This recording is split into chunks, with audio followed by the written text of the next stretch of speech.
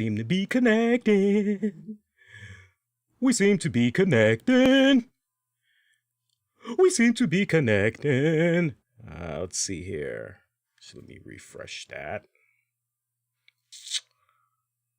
All right. We're going live in about 60 seconds, y'all. Live in about 60 seconds. All right, everything seemed to be syncing up. All right, let's go ahead. Let's change that. All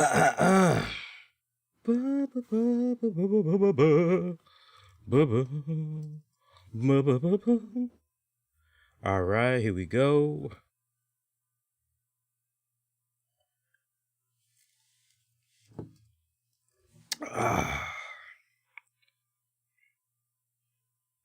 All right. All right, we got our thumbnail. Oh, you know what? Let me set the recorder. I didn't set the recorder.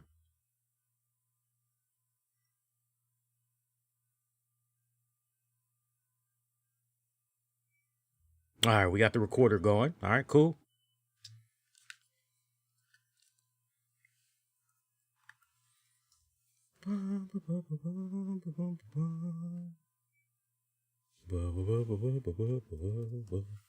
All right, that looks good. I did it again. Hang on. All right, we got a show. Let's do it, y'all. Warning, the RCWR Show with Lee Sanders is intended for a mature audience only. The following is an Infinity One Productions presentation, keeping it honest, insightful, and interactive. Covering the latest in wrestling and beyond since 2011. You're listening to the RCWR Show. Now, your host, live from the nation's capital in Washington, D.C., Lee Sanders.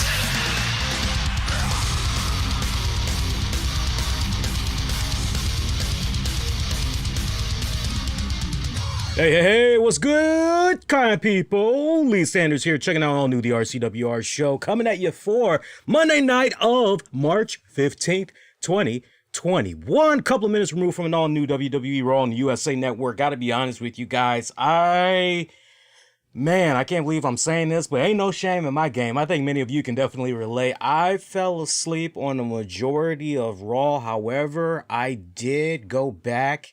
And man, was that fast forward button my greatest ally tonight. There was just a lot of, I'm good. And I'm just fast forwarding.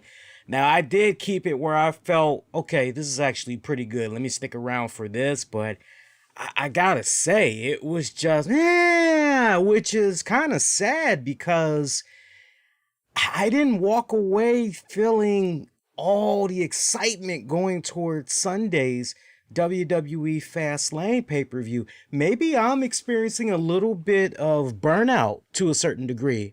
Well, actually, no, I wouldn't even say burnout because I actually feel pretty good. I think if I were to really kind of pinpoint, maybe I'm a little bit overloaded on the wrestling.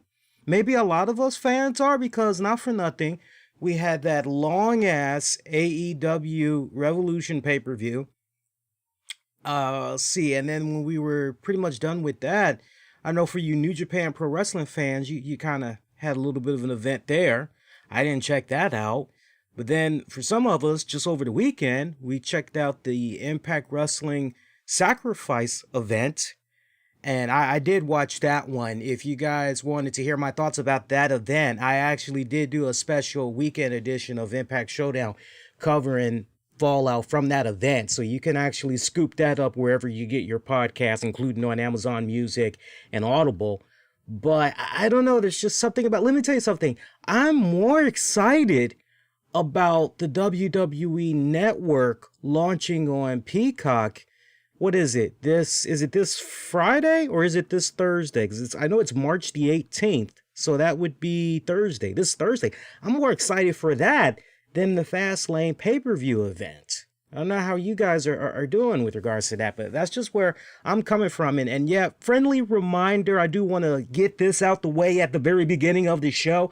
If you guys have not, I repeat, not signed up for the WWE Network through Peacock yet, you got until, look, you got all month long. But you know me, people. I like to try to do my best to look out for you guys, especially when I feel y'all are going to be in a really cool position to save on some serious money. Now, there is a really cool promotion that is happening as we speak, and it's been going on now not too long, a couple of weeks at most, but dig it. Okay, so if you sign up for WWE Network on Peacock, using this unique URL that I'm about to give you, you'll be able to get the WWE Network for just $2.50 a month. That's $2.50 a month for the first 4 months. So basically, grand total, we're talking, after taxes, we're talking $10.69 is how much you're going to be paying total for those 4 months. So that's $2.50 a month, essentially. But at the end of that 4-month introductory offer, from month 5 on, you're going to be paying $4.99. That's it, $4.99 a month. This is a limited time deal that's available right now. I highly would encourage you guys to take advantage of it. Now, the way you can take advantage of it right now is the URL that you want to be using. Bear with me a second here. I actually got it in my show notes, and I can definitely, hang on. Let's see if I can pull it up in the show notes here. Yes, I got it. peacocktv.com/sports/WWE. I'm going to give that to you one more time. And if you miss it, don't worry. I'll make sure I include it in the episode description of this episode. But once again, it's peacocktv.com/sports/WWE. Use that. Again, sign up. You get a WWE Network for $2.50 for the first 4 months. Now, they're going to take all that money up front. FYI, they're going to take that money up front. So you're going to be paying after taxes $10.69 flat out. But then afterwards, that's it. You don't have to worry about any additional charge, nothing like that. You're good for the next 4 months. Month 5 on, you're going to be paying just $4.99.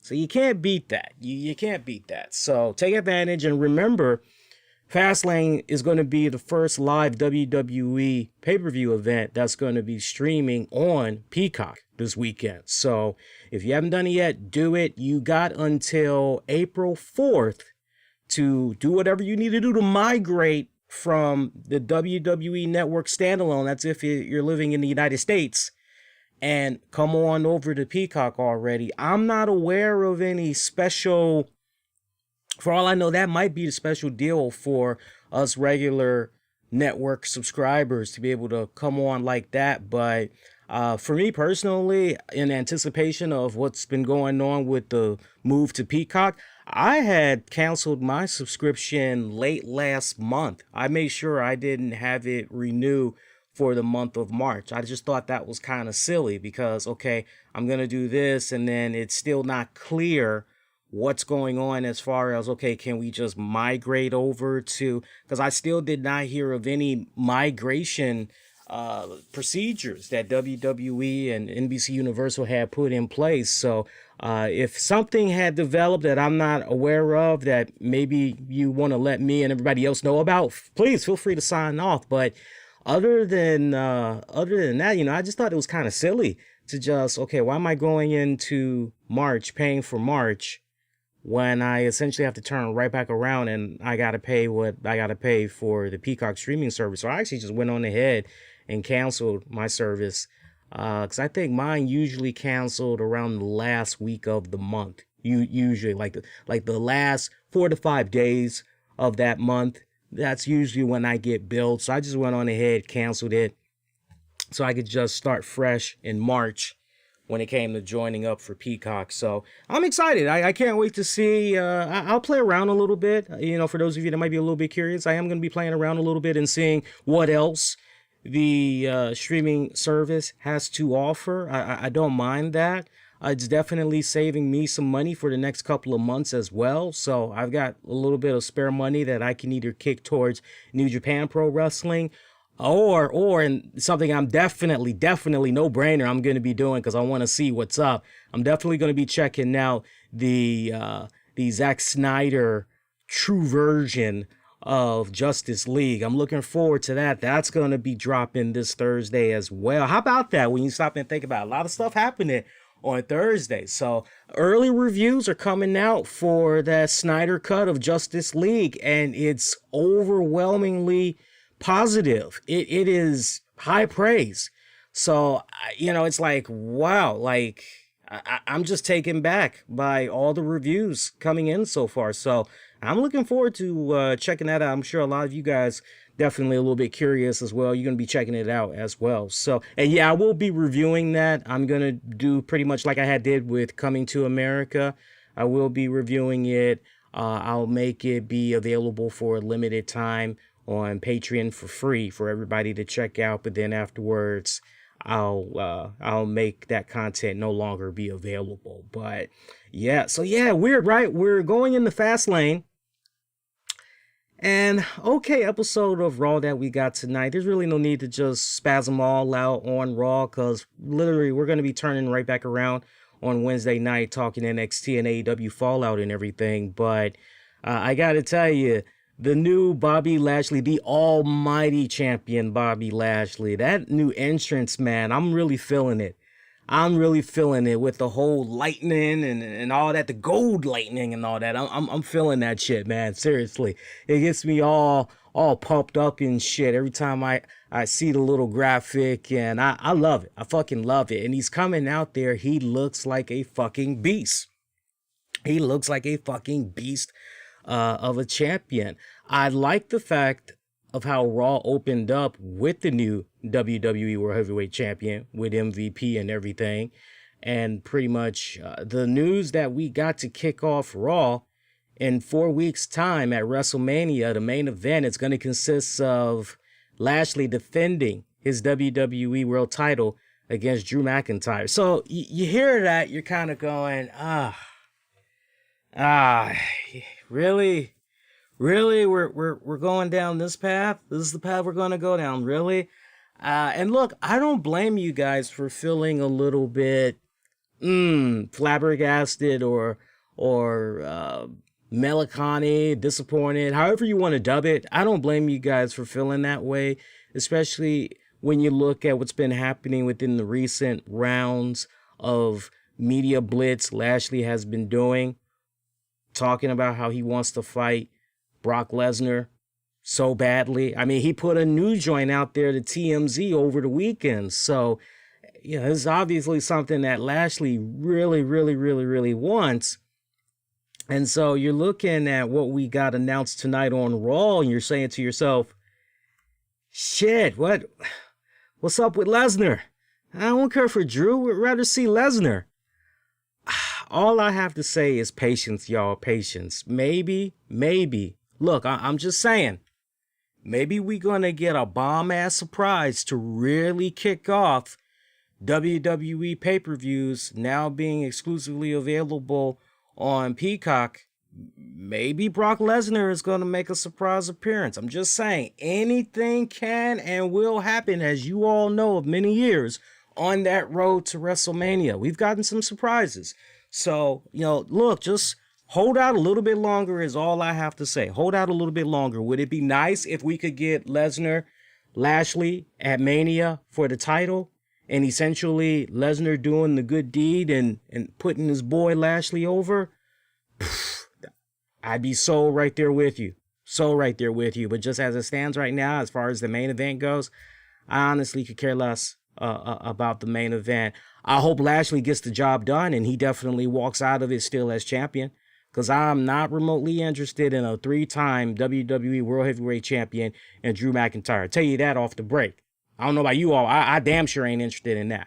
But to see Raw kick off with the WWE Champion, love that. That was pretty good. Pretty much him reacting to the news of facing McIntyre at WrestleMania. Miz Morrison coming out, talking a little bit of hot trash. Miz still a little bit butthurt over the fact he lost the title. Blaming it on his little bubble gut problems, whatever the hell was going on. I don't know what. He had a Wendy's burger and it gave him the bubble guts that last. I don't know what's going on, but he's still out there making excuses and shit.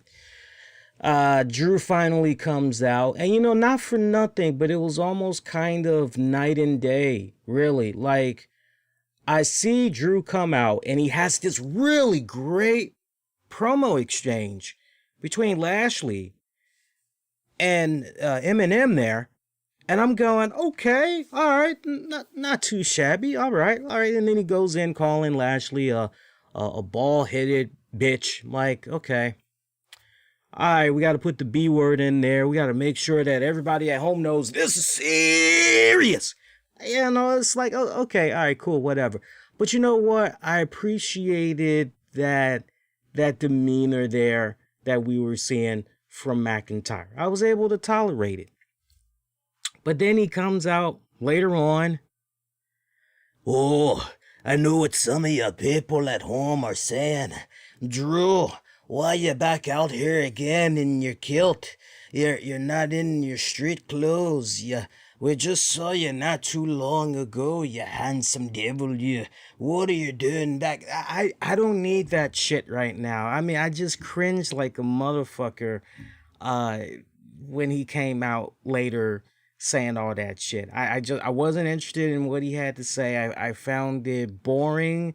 Yeah, it's not his fault. Look, I know when it's all said and done, he's pretty much like everybody in WWE. They're just taking their cues. They're going out there and they're being told to go a certain way, and they got to go out there and they got to. But I'm not really feeling that right now. I don't need a Drew McIntyre that's coming out there playing to the camera. You people at home, hey, how you doing? It's nice to be out here with you all again.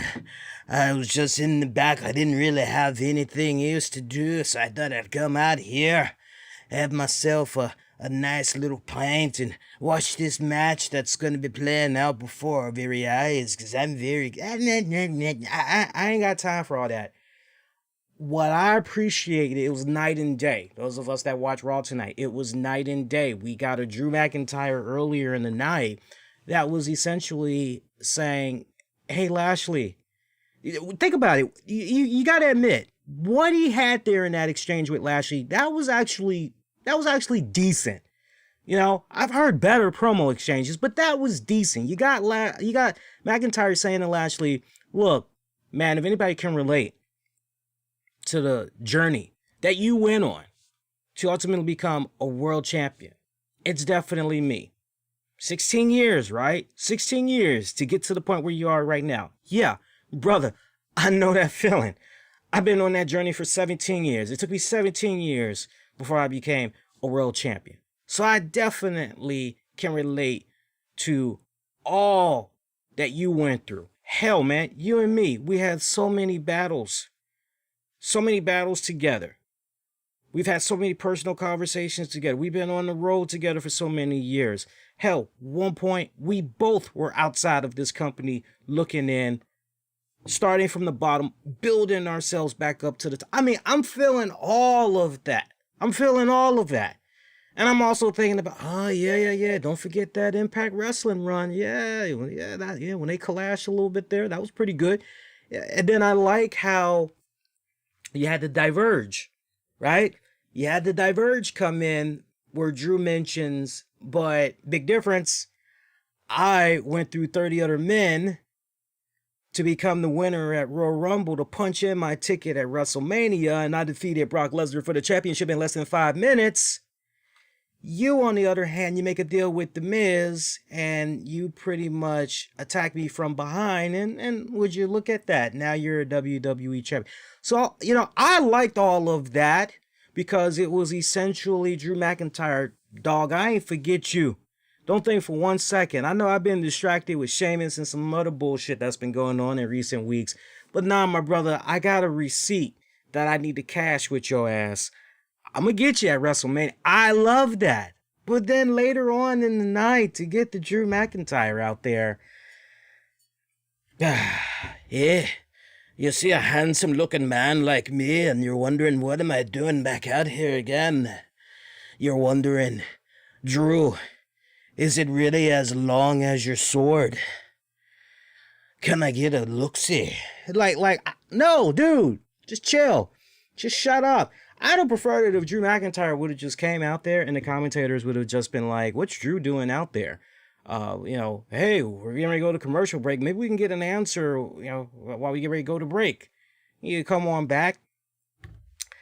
I wouldn't have minded if we came back from break and Samoa Joe said, I did get a chance to talk very briefly with Drew. He really didn't want to be spoken to. He pretty much is just out here to look at this event that's going on between Sheamus and Lashley. He wants to kind of get an idea of what's probably going to be going down at Fastlane and possibly what might be happening at WrestleMania. And I would have been fine with that. A laser-focused Drew McIntyre, not about the jokes, not about playing up to the cameras. Do I make you women horny? Not doing any of that stupid shit. Would have been fine with that. Yeah, night and day, man. Night and fucking day, I'm telling you. Anyway, despite that, I'm just thinking, where else? Now, see, I did okay with that, right? I gave you a little bit of constructive criticism, a little bit of feedback, but I gave praise in there at the same time. See, not everything is a Debbie Downer on this show. I really need people to realize that. Now, I'll tell you one other good thing that really had me. Oh, that was actually pretty good tonight. How about the tag match for the Raw Tag Championships between Shelton Benjamin, Cedric Alexander taking on Kofi Kingston and Xavier Woods? That actually, as far as the matches of the night goes, that actually was a pretty damn good match. I enjoyed that match tremendously. Look at all the matches that we got on the card tonight, and we had a grand total of, short matches at that. Let's be real. We definitely had some short matches in there, but we had a total of 7 matches. That definitely, you know what? Not for nothing. Sheamus versus Lashley was actually pretty good as well. But the Raw Tag Team Championship match, that for me was the go-to match of the evening. Entertaining. Highly entertaining, hands down. New Day becoming a 11-time tag team champion once again. I'm just looking at that. I'm going, huh? Wait, what? I did not understand this. I really did not. And I'm going to explain to you the reason why. I think it was a boneheaded move to put the tag titles back on New Day. I do. For the simple fact, look, I'm all about black excellence, black this, and I'm all with that. But we just saw Cedric Alexander and Shelton Benjamin as a tag team just start to scratch the surface. Now, look, I'm not saying just because they lost the tag team titles that's it, they're done as a... No, that's not what I'm saying at all. Riddle me this here. There's a little bit of bipolarness that's going on here, so stay with me for a second. I won't be long-winded, I promise you. But just hang with me for a little bit here. So, early on, we see that Cedric Alexander was this young, hot-headed, cocky, oh man, this ain't nothing, I got this, and we see him getting schooled time to time by MVP, getting schooled time to time by Shelton Benjamin and everything, and we saw a little bit of miscues that was going on, and you saw some seeds that were planted there that made you say, if the Hurt Business were to implode from within, if you want to go with the weakest link, then you could look at Cedric Alexander. But within recent weeks, we've seen Shelton and Cedric get on the same page. Gone is that friction and that, the miscues. Gone is all that shit. So we finally see these guys like that, acting as one, and just nonchalantly, we just have them lose the tag titles. Now, I don't know about you guys, but we literally saw Miz come out after he lost his championship to Lashley. I demand another rematch. And he pretty much gets it. Now, in storyline, that's pretty silly because WWE told us, hey, no more instant rematches. Okay, well, and there's been other examples of no more instant rematches in WWE, but we've seen instant rematches play out. So, for me, I didn't like the fact, I didn't like the fashion in which Shelton and Cedric lost the tag titles. I did not like that. They definitely, I felt proven that, no, you know what? Consistent. Day in, day out, week in, week out. They've been a consistent, good, steady hand. Reward them. Let them go into WrestleMania as the tag champions. Let it go down. And, to validate that point, just look at how, poof, thin air, they just disappear from the entire scene once they lose the tag titles. And all of a sudden, we get AJ and Omos that appear. That for me was just, okay, so we're literally just, okay, Shelton and Cedric, like, that's it for them. Now we're just, and, honestly, I hope that on the road to WrestleMania, I actually hope that somehow it becomes a three-way.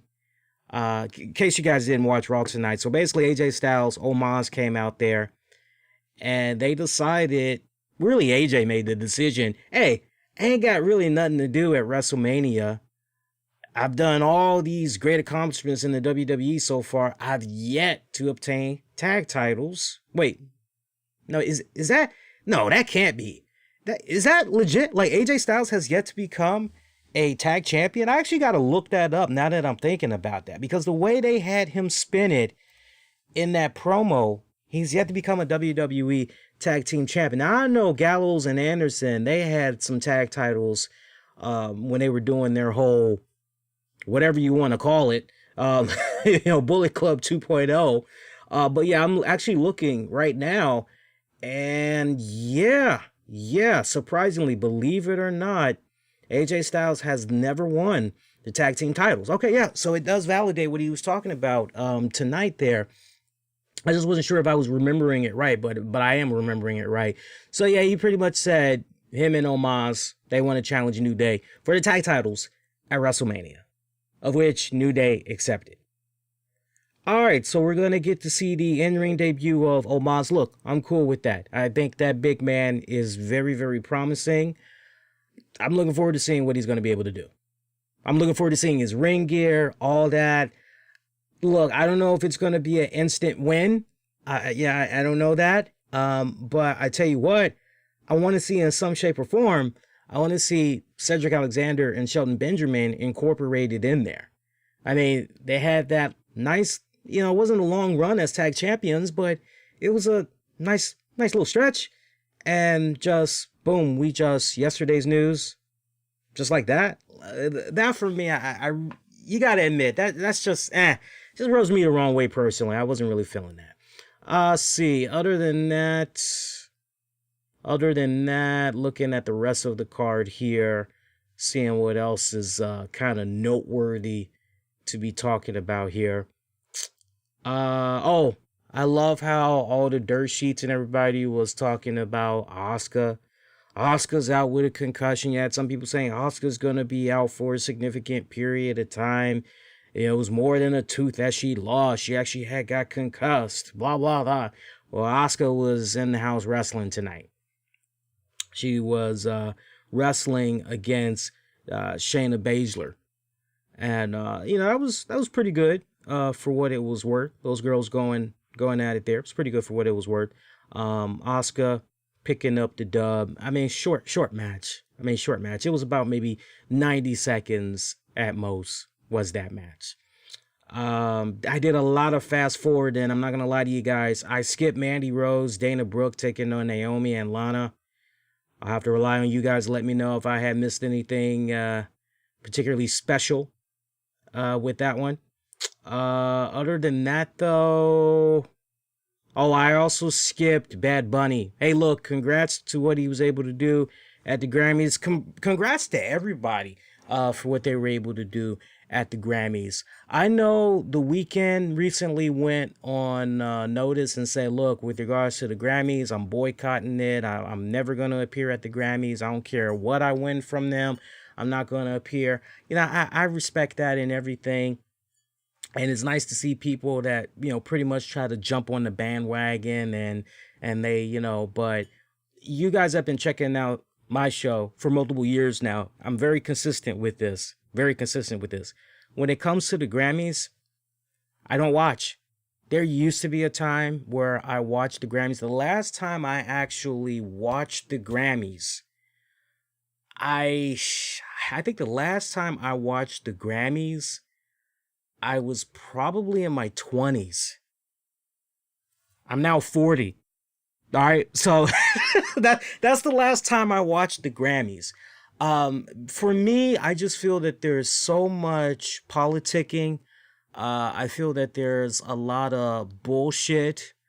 I just don't care. I just don't care for it. There's always a lot of bullshit controversy. I just don't like it. And it seems like no matter what happens, you just can't please everybody. Look at the shit that went down there with Bill Burr. You know, I didn't see his routine or whatever you want to call it, but his appearance at the Grammys. That's the best way I could sum it up. I didn't see it, but I saw how everybody was just reacting to his jokes and all of that on social media. And it was beyond constructive criticism. These were personal attacks that I saw being done on Bill Burr. Personal attacks. And when you make something personal, I always got to take a step back and I got to say, wait a minute, do you know this person? Like, do you know them inside and out?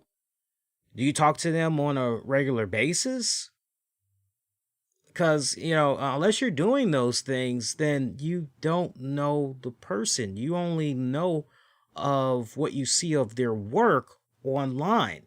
So you really can only comment on them from a professional standpoint. So why are you making this so personal?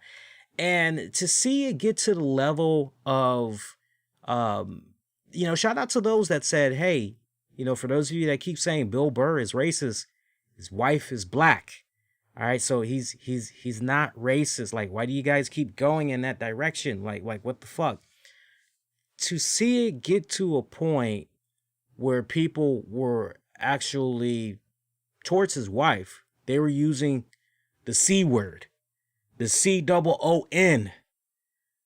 I just was like, for me, self-accountability. And what I mean by self-accountability, if you've been checking out the show for a couple of years now, when I talk about self-accountability, I always say there's enough self-accountability, to go all the way around. You're responsible for your actions. The moment you wake up and you leave out of your house, I'm responsible for my actions the moment I wake up and I leave out of my house. So it's all about self-accountability. I just don't understand Bill Burr from the standpoint of why would you put yourself, sure, it's something you can scratch off your resume. You get to perform to some extent at the Grammys, whether it's as a presenter, whatever. I get that. I really, really get that. But why would you put yourself and your immediate family, particularly your wife, through that? You feel where I'm coming from? It's like, do you really, really have you really talked it out? Did you really go there, hammer it out, looked at the pros, looked at the cons, look at whatever potential blowback might be coming from it as a result of you? And look, if you did go through all of those things and you are where you are tonight, and you're like, yeah, that went exactly how I felt it was going to go. All right, well, and you can sleep good. You and your family can sleep good. All right, cool. But man, I just, so self-accountability for Bill Burr from that standpoint. But then these people that were coming in and saying the nasty, vicious things that they were saying about him on social media, about his wife and everything. It was just, for me, it just validated. Yeah. Another reason why I don't watch the Grammys. I don't need people to tell me what's good, what's not good. I don't need that. I can rely on you guys. That for me, that's my real joint. I can rely on you guys and I can just be like, what are you guys listening to? What's something new? Hey, I got a taste for metal, or I got a taste for rap. I got a taste for jazz. what's something I should be checking out right now. I'd rather rely on, and I've been like this for years. I either rely on word of mouth. I, chat with folks in forums. Or if I'm lucky, I'm just flipping through the TV and I happen to stumble across an artist. Like, how many times have you heard me say on this show within recent weeks, Saturday Night Live this season, they've done a phenomenal job in the musical guests that they've been able to book on the show. Dua Lipa, I see she had won a Grammy, and look, not for nothing, I actually did check out her music right when after she made her SNL debut there some weeks back. I loved her fucking shit, and I remember I went on Spotify, checked out her music, and I was like, oh, I'm like, yeah, this girl, this girl's fucking good. Love this girl. But yeah, it's like, to the winners, hey, shout out to you, but I don't need no show to tell me, at least I'm consistent, right? Because even with the Soul Train Awards and you name it, I don't care who it is, like, I just stay away from that shit. It's like, I'm good. But for everybody else, I don't know, it makes them feel like, I kind of get it to a certain degree, because I remember how it was when I was a teenager growing up. And I can remember being knee deep in Alice in Chains, Pearl Jam, Jay-Z, Nas, and when it came to the awards, I was so excited to, see if any of these musicians that I fucked with, any of these artists that I fucked with were gonna get nominated for a Grammy, if they were gonna win a Grammy. And I think part of the main reason why I ended up just boycotting this shit just in general is because, it was like, I still remember that one infamous Grammy joint. Look this up if you don't believe me. There was this one infamous Grammy Awards ceremony. And I'll never forget it. It was bullshit politics at its finest. It was the year that Hootie and the Blowfish, they were just all over the place, all over the fucking radio. I don't wanna be with you. Yeah, every time I look at you, I go blind. I mean, they were all over the fucking place, dominating like a motherfucker. And I'll never forget. And I'm trying to think what album that was that they had put out. I'm trying to think of the album that had all those fucking hit songs. But anyway, you go to the Grammys, Hootie and the Blowfish. Jesus Christ, there were so many awards that they were nominated for, and they were like winning shit left and right. And I think the final award, it came down to Album of the Year or some shit like that. Anyway, Garth Brooks fucking won. And a lot of people were just shocked. I mean, when you look at the facial expressions, you go back and watch it. Go check out the footage online. I'm sure the footage is online. But like everybody, I mean, there was like this shock, but then it was like, okay, let's clap here. So Garth Brooks, I'll never forget. You talk about class ass fucking act. Garth Brooks comes up on the stage and everything. He refused to accept the award. And I mean, he didn't give no long, drawn out speech or anything like that. But he pretty much knew, okay, you know what? There's some significant bullshit that's going on here. It was either Cracked Rear View or it was Fairweather Johnson. It was one of those. It was one of those two albums. It kind of feels like maybe it was the Cracked Rear View album of theirs. But I remember Garth Brooks. He gave like this passionate, encouraging words to Hootie and the Blowfish, trying to validate why he felt they were the winners and everything. And I just remember the Grammy Awards went off pretty much with Garth Brooks leaving the award at the fucking podium and him walking off. And it was like, yeah. So I usually try to stay away from that shit. But to hear Bad Bunny, won himself a little Grammy and everything, hey, that's good and everything. I'm still going to fast forward through your shit.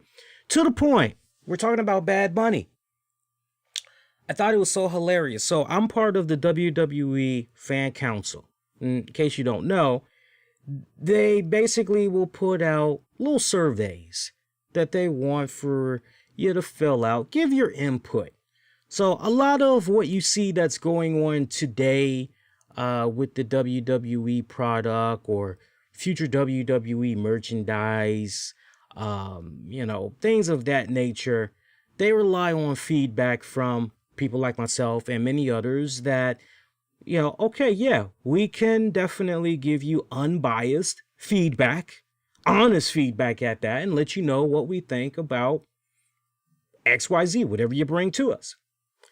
So they did a poll, or rather a survey, and this was hilarious.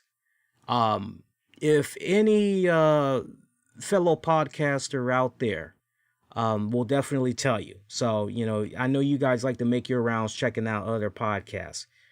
Just bring it up if you don't believe me. Just say, hey, Lee over at RCWR, he mentioned that there was actually a Bad Bunny survey poll. Is from WWE Fan Council. Is that accurate? Did you get it? Did you fill it out? They'll validate what I'm saying. They'll corroborate what I'm saying. So this survey, they were asking us specifically about Bad Bunny, and it was kind of interesting how they snuck in Bad Bunny. First, they came at us asking, how often do we check out WWE programming? From there, they asked the question, okay, well, you just said you watch WWE programming. Okay, so let's talk NXT. How frequent do you check out NXT? Okay, how frequent do you check out SmackDown? Okay, how frequent do you check out WWE RAW? Then they come at you again and they say, what do you think about the match qualities for all the shows? What do you think about the storyline? What do you think about this? What do you think about, okay. Then they go, what do you think about Bad Bunny? Right? And they just, all of a sudden, they just start going into the Bad Bunny questions. I remember there was one question, something along the lines of, layman's terms, do you care about Bad Bunny? And one of the options, don't care for him at all or whatever like that. And this shit was funny. There was like about 3-4 questions about Bad Bunny. So now you go, now I know what's going on here. This is really about Bad Bunny. Okay. And I remember there was also a joint where they said something along the lines of, what do you feel about celebrities in WWE? Like, do you feel it's needed and all that? And I actually had said, don't care for it. It's not needed. And I must have answered like about 3 to 4 Bad Bunny questions. And I remember the final Bad Bunny question, it was, how much do you care about Bad Bunny in WWE? And I just said, don't care about Bad Bunny at all. That shit said, thanks for taking our survey. I was like, so I'm curious to know if there was a lot more information, a lot more questions that they had to go to, because you could kind of tell, especially like if you're like me and you've been involved in marketing research, you just kind of understand the skip pattern when it comes to certain questions that's being asked. You can kind of tell where maybe you had struck out on a survey. And I just kind of felt as though the way the survey came to an abrupt end with that, hey, how much you care about Bad Bunny? And I just said, I don't care for him at all. And like, well, thank you for taking the survey. Like, I can't help but wonder, like, damn, was it something I said? Was I supposed to go in another direction there? Funny shit, man. Funny shit, but true story. Other than that, I think we're done with the talk of Raw, though, for the most part. I'm just looking in the show notes here one more time, and I'm just trying to see if there's anything else that we need to talk about here. Of course, Molly Holly getting inducted in the WWE Hall of Fame. That's going to be good. Let's see. No, nothing. Not for nothing. Good match for the United States Championship between Mustafa Ali and Matt Riddle. Riddle picking up the dub. Nice, fun matchup. I will say that. I did get to see that. Sheamus versus Lashley. That actually was pretty good. As far as on WWE Raw, I would say probably one of Lashley's best outings to date. Definitely. And those boys went about almost 20 minutes long. Other than that, yeah, that's really it. That was really it for Raw. So, a bit of a so-so episode. We'll look at the Fastlane card so far. I won't get into predictions. I think at this point, we'll probably get into predictions on Wednesday's RCWR show for you guys.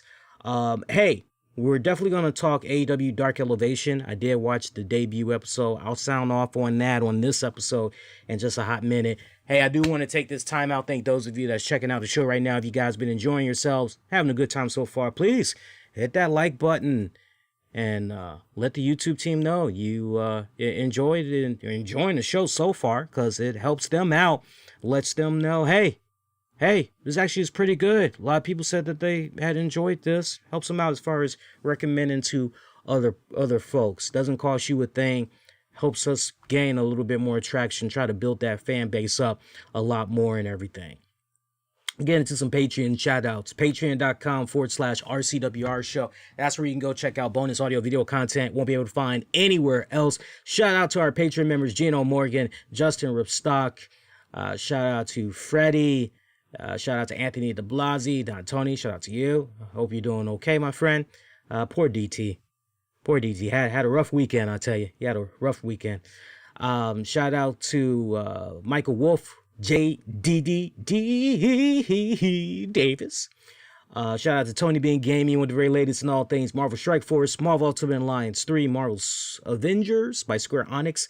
For your tips, tricks, news, walkthroughs, and reviews, Tony Bean Gaming, he's the man. He's on YouTube. He's got a Patreon paywall as well. Shout out to Wishful Walking Videos on YouTube as well. Check them out when you guys get a chance. And speaking of videos, if you guys did not see it just yet, after you get done with this episode, hop on the YouTube channel and check it out. There is actually a new unboxing, unveiling review video. And I apologize for my background if it's looking a little bit cluttered over here. You can't see too much that's going on, which is kind of good. But on my sofa here in the studio, I've got a lot of I'm doing spring cleaning, so I've pretty much washed all my winter clothes because I'm pretty much getting ready to put those in the closet for the next several months.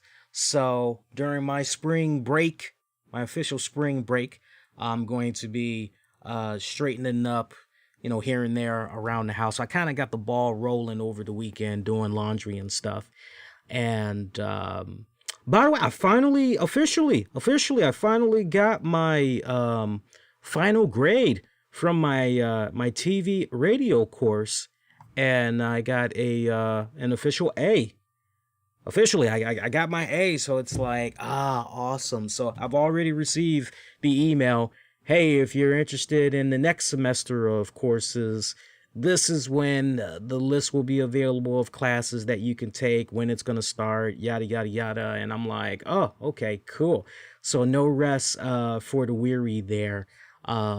But I'm excited. I just looked at that. I shared the news with some of my friends and my girl, and I said, hey, look. I was like, my final grade. I got it in. It's here. It's like, I got an A for the class. I'm like, yeah. Fucking good shit, man.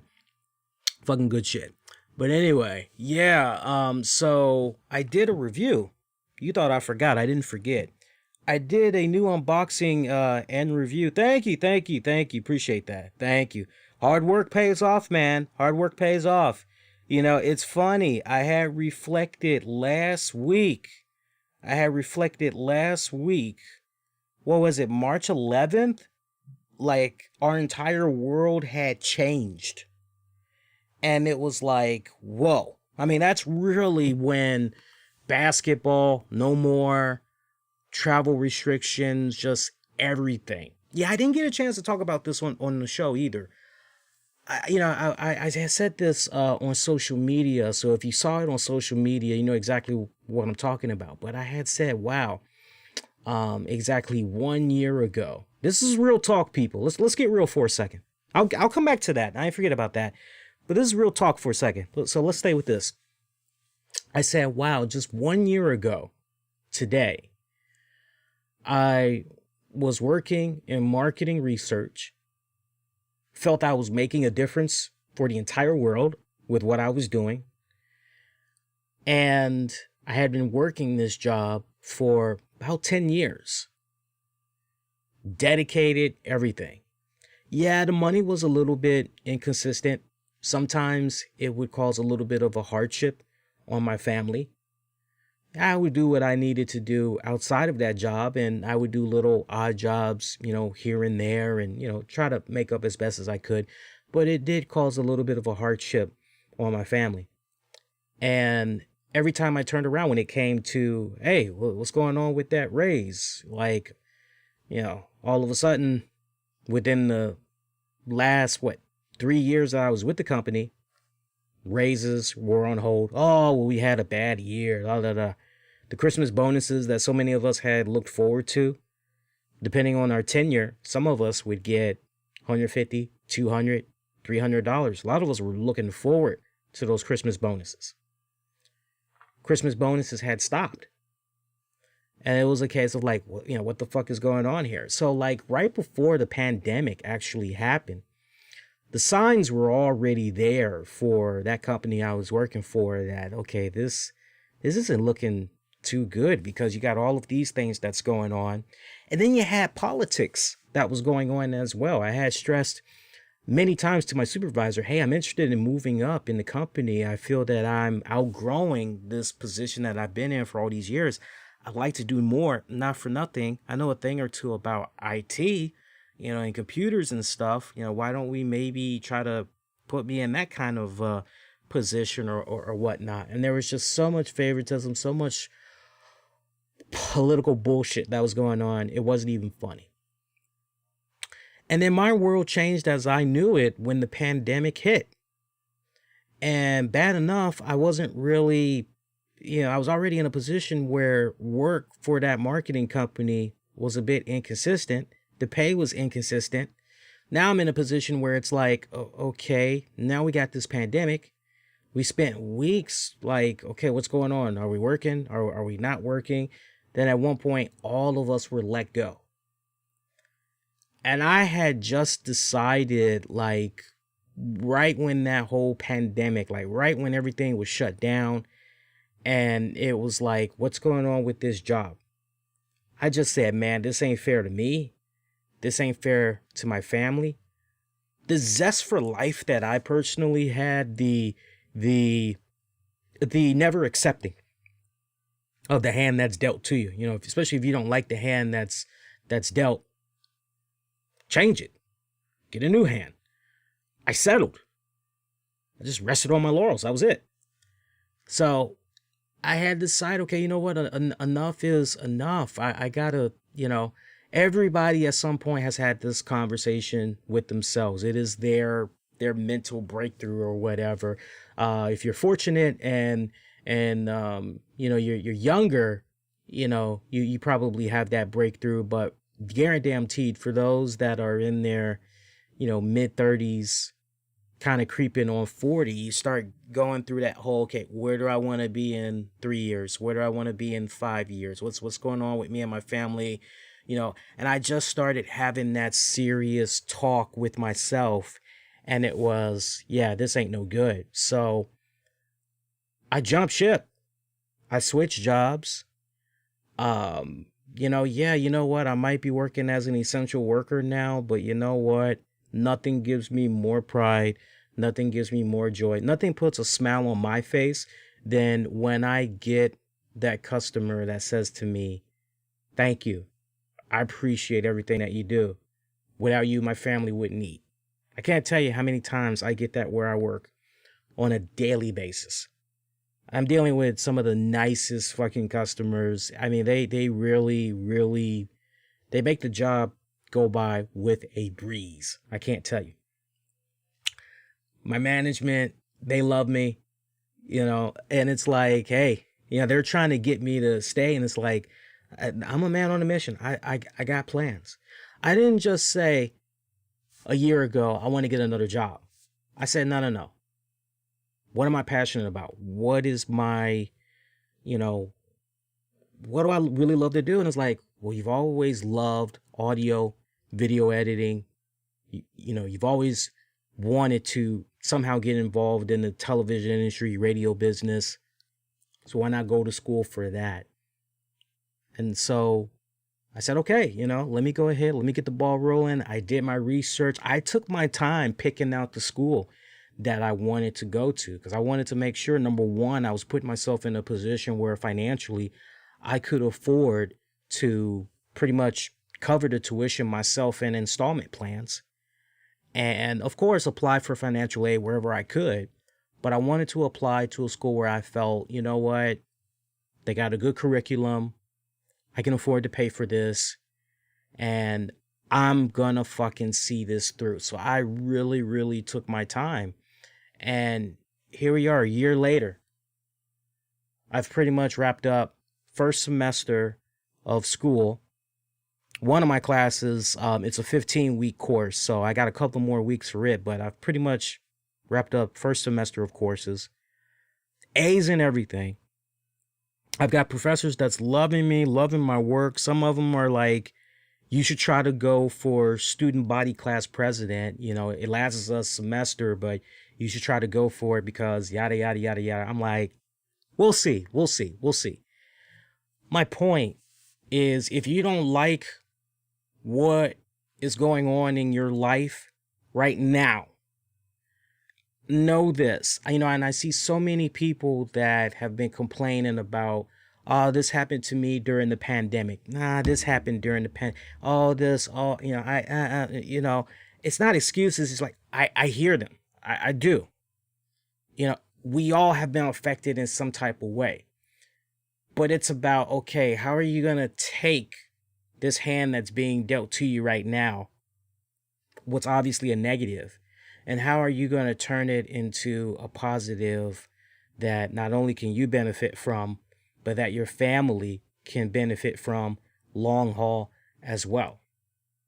So my message to you all that's out there, that's constantly doing that whole mental, don't tell yourself you can't do something, because the minute that you say to yourself you can't, you're already admitting defeat. You haven't even tried yet. I promise you that if you're saying to yourself right now, I want better, I know I deserve better, I should get better, all I can say to that is see it through, stay the course no matter what, and you will definitely come out on the other side. And I promise you, it'll be very, very fruitful. I promise you. Nowadays, the way I'm feeling, I have so much self-value in myself. I lost it somehow along the way. Yeah, I guess because I kept getting second-guessed, and I was made to feel a certain way when it's all said and done. I'm not giving you guys excuses. I'm just telling you how it is, right down to the point. I'll never forget when there would be some websites, wrestling websites, that I would work with off and on over the years. One guy that was in charge of a website in particular had took such personal shots at my writing when I was doing recaps of interviews I had did with various people and everything. I can't tell you how much of a game that was for me mentally, where I'm second guessing. He put down my work and I'm second guessing myself. Man, is it really that bad? And to have an English professor say to me, your writing is exceptionally good. We just need to have you really speak an academic language because it needs to be boring. To have a professor say that to me, and it just pretty much validated all the years of writing that I was already doing, and then it just, the boost of confidence, the self-values, everything coming back is just, I'm never questioning my self-value ever again, nor should you ever question your self-value. You feel where I'm coming from? So take a good hard look in the mirror. And again, if you don't like where things are in your life right now, it's never too late. It doesn't matter how old you are. It's never too late to make that change for the better. The biggest regret, I think, the biggest sin of it all is if you put yourself in a position where all of a sudden all the years go by and you go, oh, I wish I woulda. Oh, if only I'da, shoulda, woulda, coulda. don't live life like that. I would, at this point, till I die, I would rather live life knowing that when I look myself in the mirror, I'm satisfied. I did every single thing I set out to do. Even if I failed, I still set forth, went out there, every single thing I had wanted to do, try to accomplish, I still made it.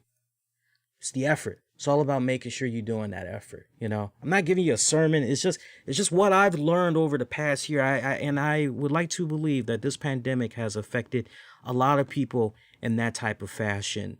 I'm sure a lot of people have their own kind of stories and how, you know, they looked at this pandemic and they pretty much were able to take a negative and turn it into a positive and everything. Food for thought. But there's a new unboxing. There's a new unveiling. I have reviewed a new photo light kit. So check it out. It's on YouTube and it's part of an unboxing trilogy that I'm doing. So part 1 was this bad boy. And then part 2 is there is a turntable light. You'll see it in the video that's going to be coming later this week. And then the third and final video, you pretty much see how everything comes together from a production value standpoint as I review the Todd McFarlane Spawn Kickstarter joint. And I actually have the box right here. You guys got to see how awesome of a box this is over here. Look at this bad boy. Look at this bad boy. This is pretty much, oh, you don't see nothing there because that's just a black box. But this is pretty much how it came. And let me actually pull up my camera here. Yeah, that's pretty much. Now, it came within a box, in a box. It was really cool how it went down.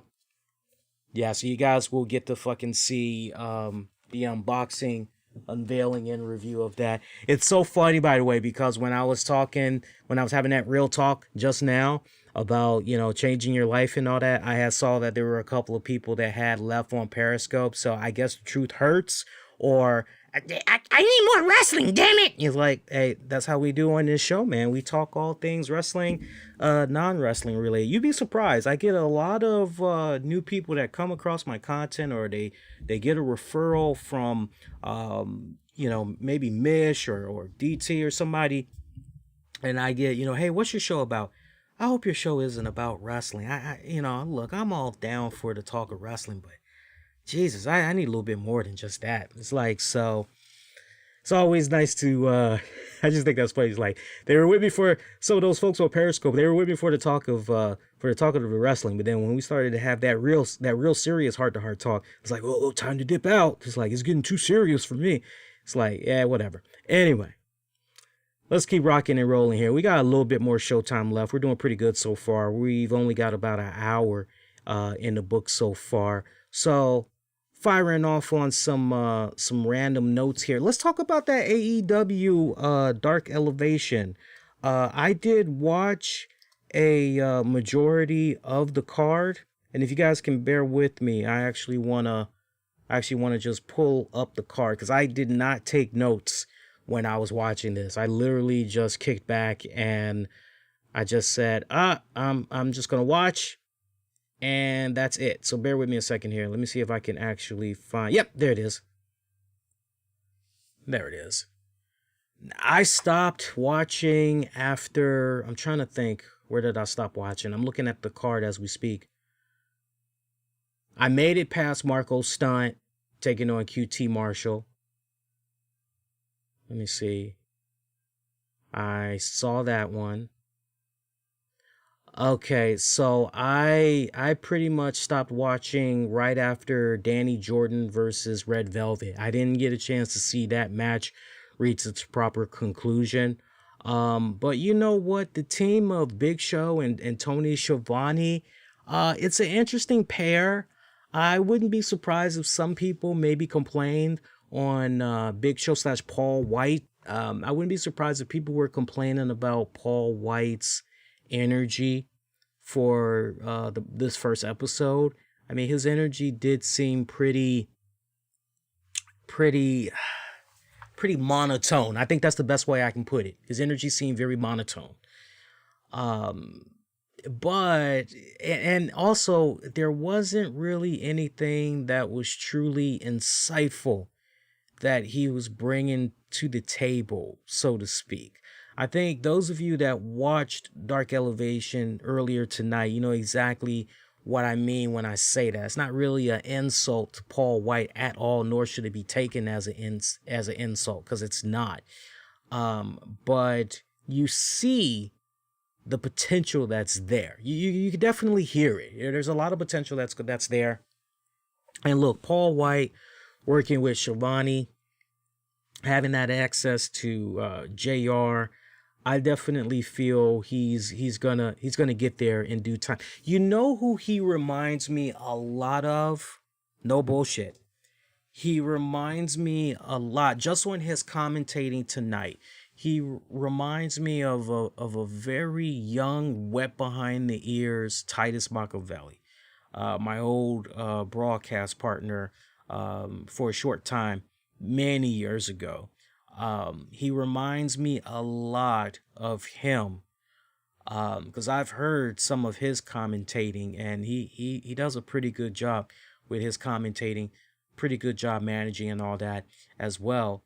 But he reminded me a lot of Titus, so I can hear the potential.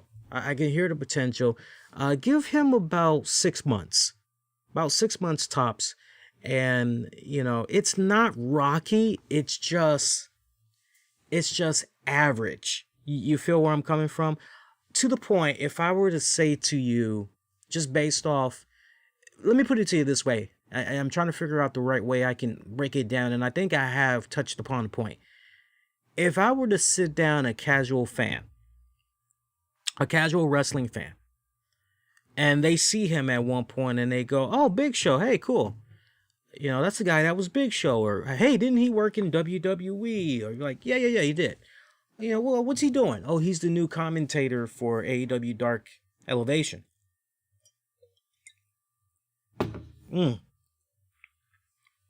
And you'd be like, "Oh, okay, cool." So you're watching it and you're like, you know, well, that was okay. That was pretty good. To ask that same fan to come back week in and week out, and you get that Paul White that's just as he was tonight, with the monotone, you know, not really insightful, with his critique of what he was seeing in the ring there. You know, you would say, "Oh, is he just a special guest for 1 week?" Or, "No, he's the regular broadcast commentator." I would not be surprised if some people were to say, "Oh, maybe that should be rotating." Actually, like, I wouldn't be surprised at that. But no, he's permanent. He's there. He is there. That's his job. But give him 6 months, and he should be okay. Danny Limelight taking on Jungle Boy. Okay, little matchup there. Jungle Boy picking up the dub. Kip Sabian and Miro taking on Baron Black and Very Morales. Team of Sabian and Miro picking up the dub. Penelope Ford did not look like she really wanted to be there. I don't know if she still got the whole Jim Cornette shit on the brain or what, but she looked like she really did not want to be there tonight. By the way, the shit going on with the whole Miro, Kip Sabian, Penelope Ford, Cornette thing, like, my God. Yeah. Oh, okay. So look, if you guys have missed it and you don't know what the fuck I'm talking about, and I can't believe I'm actually even gonna bring this up. I should not have to educate you guys on this, but I feel it's in my heart of hearts where, you know what, somebody's got to give it to you guys right between the eyes and talk about it right down the middle. Look, we all know that when it comes to the AEW product, Jim Cornette has been one of the most outspoken people about the product. And look, for me personally, Okay. I'm awake. Hang on. Let's do this, Smudge. What the fuck? What's this? Okay. It happens. It's live. Anyway. You know, Jim Cornette has been one of the most outspoken people about the AEW product. I mean, he pretty much will call shit how he sees it.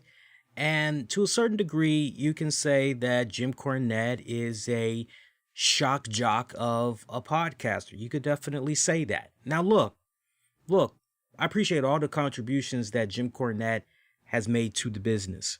I do. I love checking out his podcasts from time to time. For me, usually, I just check out the clips on YouTube. I'm subscribed to him. So anytime a new clip is available, you know, I look at the thumbnail, I look at the title, and then I pretty much make the call. Okay, is that something that I want to check out? Do I care about his thoughts on that one, or am I good?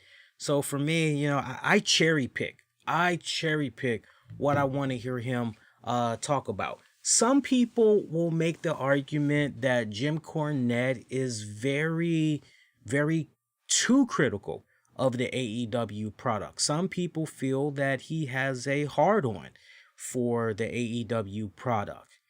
And I get that. I can understand that point to a certain degree. But the one thing that you all ultimately need to understand, just how Dave Meltzer has a base that he needs to play up to, especially when he's talking about New Japan and he's talking about AEW and everything, and you kind of see where he is. It's pretty obvious that with regards to the WWE product, he doesn't particularly care for the WWE product. It's been speculated quite a few times over the past couple of years that Meltzer is maybe getting a paycheck from AEW or whatever. But obviously, Meltzer has to play to his base when it comes to his newsletters, when it comes to his radio show, editorial pieces, social media presence, all of that. Now, flip the script and you can make a very valid argument that Jim Cornette has a certain base that he has to play up to, right? He's got a certain base that he's got to play up to. So, you know, for him, you know, whether he wants to admit it or not, the fact of when he's so over analytical, so overcritical of the AEW product, bashes the AEW in such a, whoa, this isn't even really coming from somebody that's unbiased. This is kind of coming from somebody that's almost kind of spewing hatred here. What the fuck? Alienating talents, you know, roughing up feathers of talents on social media and all of that. You know, he's got a base that he has to play up to. When you look at a lot of the comments that's coming in there, you know, and his stuff, just look at his YouTube clips alone, or you can look at the Cult of Cornette Facebook page, and you can see and get the gauge exactly on where his base of followers / listeners are, you know. And so there's nothing wrong with playing to your base. There's nothing wrong with that. Once you found your niche, you don't really want to rock that boat. You want to stay the course. And the one thing that I've always said about Jim Cornette over the years, his social media game is mad fucking on point. He got mad social media game. The way he plays the social media game, I said this over the weekend. I said, this dude's social media game is so fucking on point. A lot of these talents, I don't care what promotion you work for, a lot of these talents need to be DMing Jim Cornette on, hey, yo, I need to pick up engagements. I need to pick up likes, retweets. I need to pick up followers. I need a presence. Hell, if we can get me trending at some point, that's what I need as well. How can I hire you to help me? Like, that's how tight of a game Jim Cornette's social media, his game is on point when it comes to his social media. And the fact that some fans and some wrestlers can't decipher when he's just playing to his base, when he's being that shock jock, and when he's actually, no, this is the man behind the microphone. He's just being his real self here. This is him at his most honest form. The fact that you can't really decipher, that makes him even more dangerous when it comes to his social media game. So anything that he posts on social media, I always try to tell people, you got to just look at it, and then you got to take a step back, and you just got to chill in the background, and you just got to let that shit just play out the way that it's going to play out. But if you had missed this, it hit a serious turn. So basically, Jim Cornette had made some comments while he was reviewing last week's Revolution pay-per-view event, and he criticized how the company was utilizing or underutilizing Miro. And he said, and I quote, "He's Miro being allowed to be himself. He is obviously a complete fucking goof. He has no idea how to get over, no idea what got him over for a little while before any other company. He does the stupid shit and obviously is enjoying himself doing it. He was paired with a fucking kid that looks like he's in middle school and his slutty girlfriend to have a feud with a guy that sticks his hands in his pockets and another guy that looks like he cuts his hair with a pencil sharpener." Now, you know what? Those might be some, how he described some of those guys, it's a good argument. But when you get to calling somebody's wife, fiance, when you get to slutty girlfriend, that's when it's kind of like, wait a minute. Let's pump the brakes here. So Miro responded to Jim Cornette on social media with regards to the comment on Penelope Ford. He said, and I quote, "Jim Cornette, if you call Penelope slut again, I'll come like God's wrath on you. You understand? I'll personally drive to your basement." And that was followed up with, "People like Jim Cornette bring not only pro wrestling down, but young women and men get abused and name called for 40 views on YouTube." And he did eventually respond to Miro after this and everything. And here's what he said. Here's what Jim Cornette said. "Whether people know it or not, we're contextualizing Miro. I don't know what Miro was supposed to be before he came to AEW. I don't understand what he represented. And I think most of the great characters in wrestling have some element of their personality where they bring themselves into. And the Miro you're seeing is the person I know. I'm just kind of rebuilding him to be..." Actually, this was Miro who's saying this. Forgive me. This was Miro who's talking about what's going on with his character. Sorry about that. "I'm just kind of rebuilding him, to be honest with you. I thought he got beat up so badly in WWE." Khan continued, "I saw some jackass on Twitter was like, this guy drove a tank at WrestleMania and now he's doing this." And I'm like, yeah. And then he got kicked in the nuts and they treated him like shit for years. He drove a tank out 5 years ago. That's not the guy I signed. The guy I signed had been abused for years and he's being rebuilt. So you hear that and everything, and even Kip Sabian, he put his own words out there. I'm not going to repeat verbatim, but I know one of the things was he wished Jim Cornette death and everything. Look, we shouldn't even have it go to that point.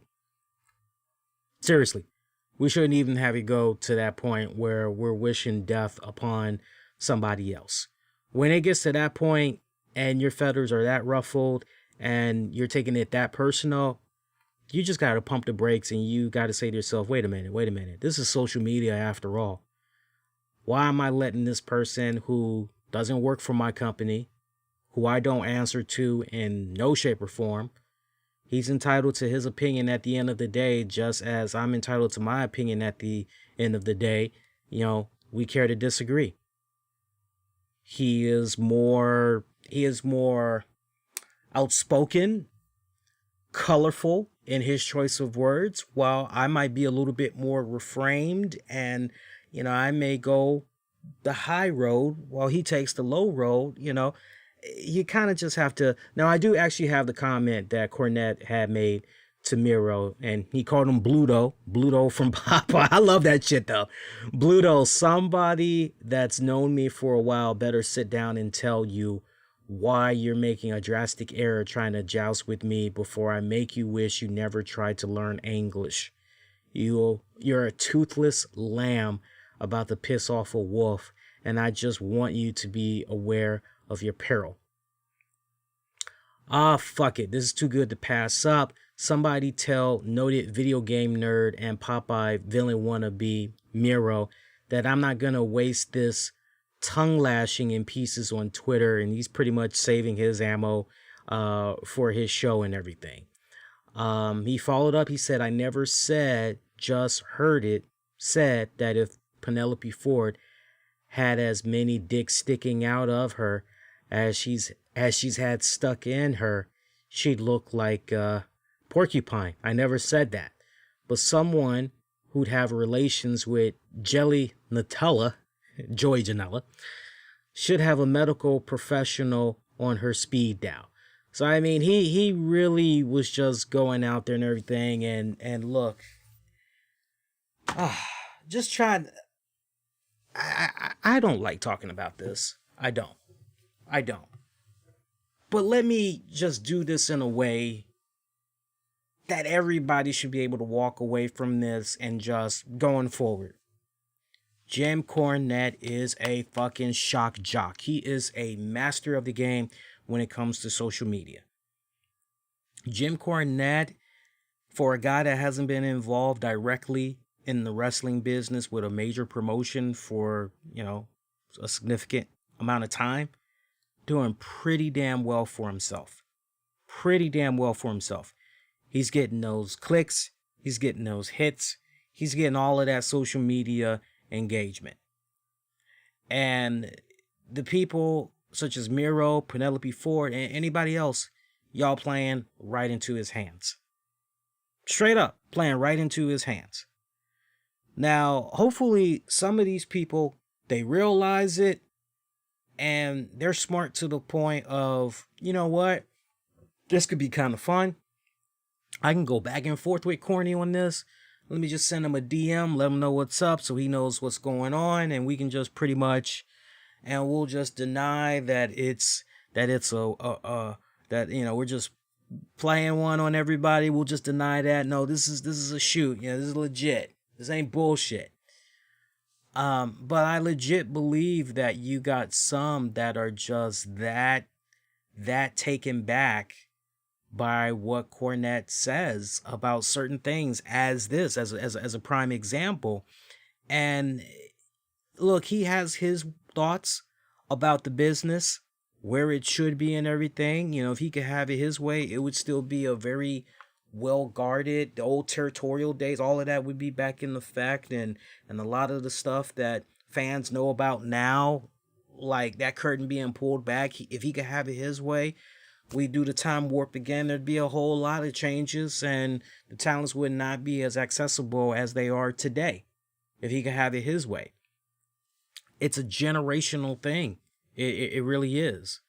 But I need for wrestling fans, I need for wrestlers that's part of WWE, wrestlers that's part of AEW, aspiring wrestlers, I need you all to just take a step back, and I really need you guys to really make sure you understand that when it comes to Jim Cornette, realize that at the end of the day, what he is doing for his podcast, it is all about establishing his brand. It's all about getting his brand recognition. It is all about engagement. It is all about growth. And every single time you engage him in whatever may sound taboo, controversial, as most cases, we got people that pretty much go run tell that when they hear Jim drop a hot track. They go run tell that to whoever. The best thing that you guys should do and need to do is, oh, he said that, huh? Quietly mute him, block him. That's it. We all, in some shape or form, we have dealt with some knucklehead on social media we didn't care for dealing with. Real talk. And what do we do? What do we normally do when we're dealing with somebody on social media? We don't keep going back and forth with exchanges on social media. We're not going to be doing the whole email dance routine. No, if we come across somebody that says something that we don't like, that's just totally out of bounds, we go on that social media, we hit that mute, we hit that block button, and we keep it moving along. It's as simple as that. It's as simple as that. That way you don't ever have to see them in your timeline ever again. How is a motherfucker supposed to react to something if they got that person on mute? If you stop talking to your ex and your ex just stays continuing to talk shit about you, well, you don't know nothing about that, right? Because you ceased all communications with that ex, did you not? Or are you still talking to her and her inner circle of friends, and they're pretty much running and telling you what she's saying about you behind your back, or vice versa? You feel where I'm coming from? So y'all need to just really understand that. I mean, for me, look, real talk, when it comes to Jim Cornette, like my guilty pleasures, when it comes to corny, I respect him tremendously. I don't like the constant put down of, whether it's WWE or AEW, I don't like the constant put down, especially when I see that, actually, no, they did do good in this area this week, or they did okay in this respected area. He's right about some things, but then there's other things where it's like, respectfully, I don't agree with him on this front.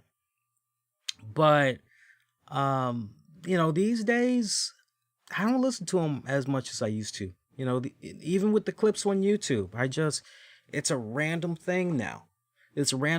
Nowadays, when I listen to corny, I like the questions when they're talking about maybe the old territory days, or I know one that was a good one that I had listened to recently was what's going on with Ric Flair and Tully Blanchard. Like, why aren't they on speaking terms? What's going on there? Is it true that Ric Flair hasn't been on speaking terms with Arn Anderson as well over the years? And from what Corny had learned, it basically had stemmed from when Reed's son had passed. I won't spoil it for you guys that didn't hear that yet, but I'll listen to I like that trivia shit, that trivial shit. I'll listen to him for that. I don't really particularly care for he's not, let me put it to you this way. I think this is the nicest way I can do it. I'm not going to go to corny when it comes to the AEW and WWE pay-per-view thoughts. Because you understand what I'm saying? Because I'm just not exactly sure if it's truly going to be unbiased. Yeah, that's the point where I'm at right now. Because there's just so much negative, put down this, put down that, put down this, put down that. Last I checked, he likes NXT. He kind of likes SmackDown. He's constantly shitting on AEW. So honestly, when it comes to an AEW pay-per-view, I ain't going to him for an AEW pay-per-view. I could almost make the argument that when it comes to the WWE pay-per-views, I can kind of say he's unbiased. I can kind of say he'll give it to you right down the middle. But yeah, this whole shit with Penelope, I was surprised that this was trending over the weekend. I'm like, man, you guys are fucking suckers. You guys are playing literally right into his fucking hands. and y'all just don't realize it. Silly, just fucking silly. Stop, people, stop, please stop.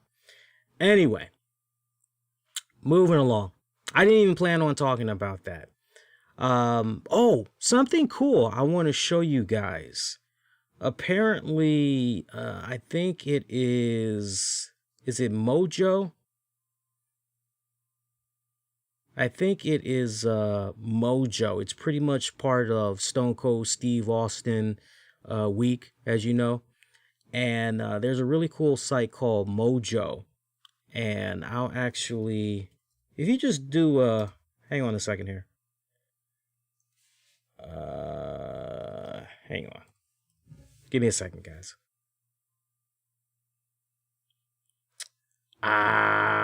Nope, that's not it. I want to give you guys the right site. Hang on a second. Steve Austin. How did I come across that? Mondo, that's what it is.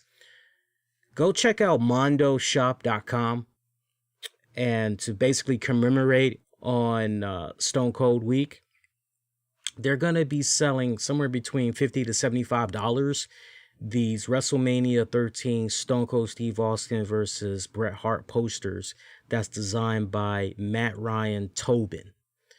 They're going to go on sale 11 a.m. Eastern, March 16th. And check this out. I actually can show you guys how it looks. Let me just temporarily remove the chat, and I will bring it right back for you guys, I promise. But check this out. That's how it looks. Now, you hear $50 to $75. You're going, that's kind of steep. $50 to $75. Lee, does Steve Austin sign it? Did he sign it? No, he did not sign it. He did not sign it. What you are paying for is the artwork by Matt Ryan, as it's printed by DO Screen Printing. It's 24 by 36. There's about like 200 of these that's going to be sold. And once they're out, they're pretty much out. I mean, I think that looks pretty cool and everything, but for me personally, it's like, yeah, but man, we couldn't get Bret Hart to sign. We couldn't get Steve Austin to sign. And you know what really would have been cool? It really would have been cool if somehow Bret Hart would have been incorporated on this poster as well. You know, I get that it's Steve Austin week and everything, but I think it really would have been cool if somehow Bret Hart could have been incorporated on the poster as well. There's a variant version of this. They kind of reverse the colors a little bit, but it's still Steve Austin that's on there. I mean, it's badass though, right? I mean, it's fucking badass, but to pay $50 to $75 just for that, and you don't have Steve Austin's autograph, it's kind of steep, man. That's kind of steep. That's all I gotta say. And what's this one? Let me see what this one is. Oh, no, we don't need that. We don't need that one. We're good. So speaking of Steve Austin week, there is Steve Austin week streaming content all week long. Check it out Tuesday, March 16th on the WWE Network. WWE superstars and legends recall their first impressions of Stone Cold. Undertaker, Ric Flair, Booker T, and others recount a slew of unforgettable moments and memories they share with Austin throughout the last 30 years. Friday, March the 19th, Birth of the Stunner. That's going to be on Peacock and the WWE Network. Learn about the origin of Stone Cold Steve Austin's famous finisher, its history with Austin, and how the legacy of the Stunner lives on today through WWE superstar Kevin Owens. Saturday, March 20th, the Best of WWE, Best of Stone Cold Steve Austin. Again, this is on Saturday, March 20th on Peacock and the free version of the WWE Network. Texas Rattlesnake battles iconic opponents like The Rock, Bret Hitman Hart, and The Undertaker in this collection of his greatest matches. Steve Austin's Broken Skull Sessions, Randy Orton, Sunday, March 21st on Peacock and WWE Network. Stone Cold welcomes first-time guest Randy Orton to his acclaimed interview show. Nothing will be off limits when the Viper and the Texas Rattlesnake sit down to talk about Orton's legendary career. So that is all what's going on with Stone Cold Steve Austin week. So I'm excited. I'm excited to actually check all of that stuff out. Honestly, I'm looking forward to watching Randy's conversation with Steve Austin. That should be very, very, very fucking cool. Very fucking cool.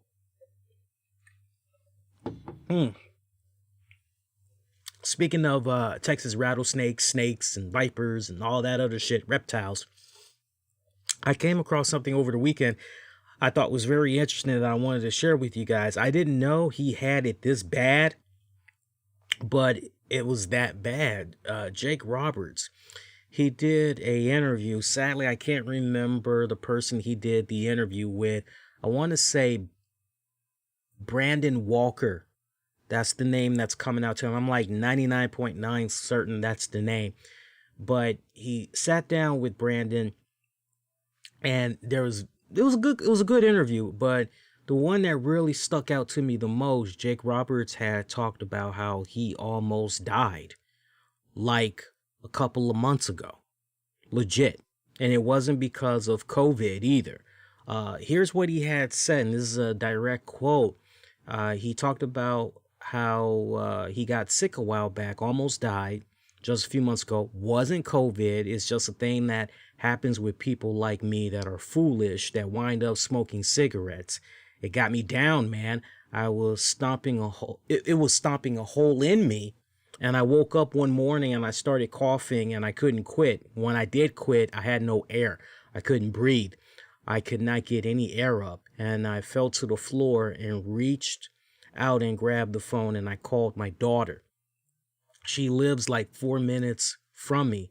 She got her ass over here, scooped me up, dragged me to the hospital, and I almost died. My lungs, they barked. They said, enough, man. You got to stop, Jake. You're killing us. And bottom line, I obviously have OPD. I have emphysema, my own doing. And unfortunately, my family, we have a couple of lung issues anyway, genetically, and I did not know that. Here I am today. Everything is beautiful. It makes me feel so good. So, that kind of explains when you really kind of take a step back and you think about it. There was a period there where Jake Roberts was not on programming, AEW programming for a little bit, for like a couple of weeks there. I remember maybe about 3 weeks at most, what I remember. But that's how close, I don't think he's exaggerating. That's how close he was knocking on heaven's door there. And whew, when you hear that, you just go, damn. But you also take a step back and you say, man, here's a guy that many times throughout his life, he has somehow been challenged. Health-wise, mental-wise, he has somehow been challenged, and he's somehow always been able to persevere. You talk about one hell of a fighter, Jake Roberts is. It puts a smile on my face to see and know that he's still trying to do his very best to, stay on that right path, try to stay away from the drugs and all of that. And it's nice to see that he's still kicking ass. He's still trying to do his best to live life to the fullest, and he's giving back to that next generation. And thus there is that self-value and everything. Everything kind of goes back to what I was talking about earlier, when we were having that serious heart-to-heart there at Real Talk there. So,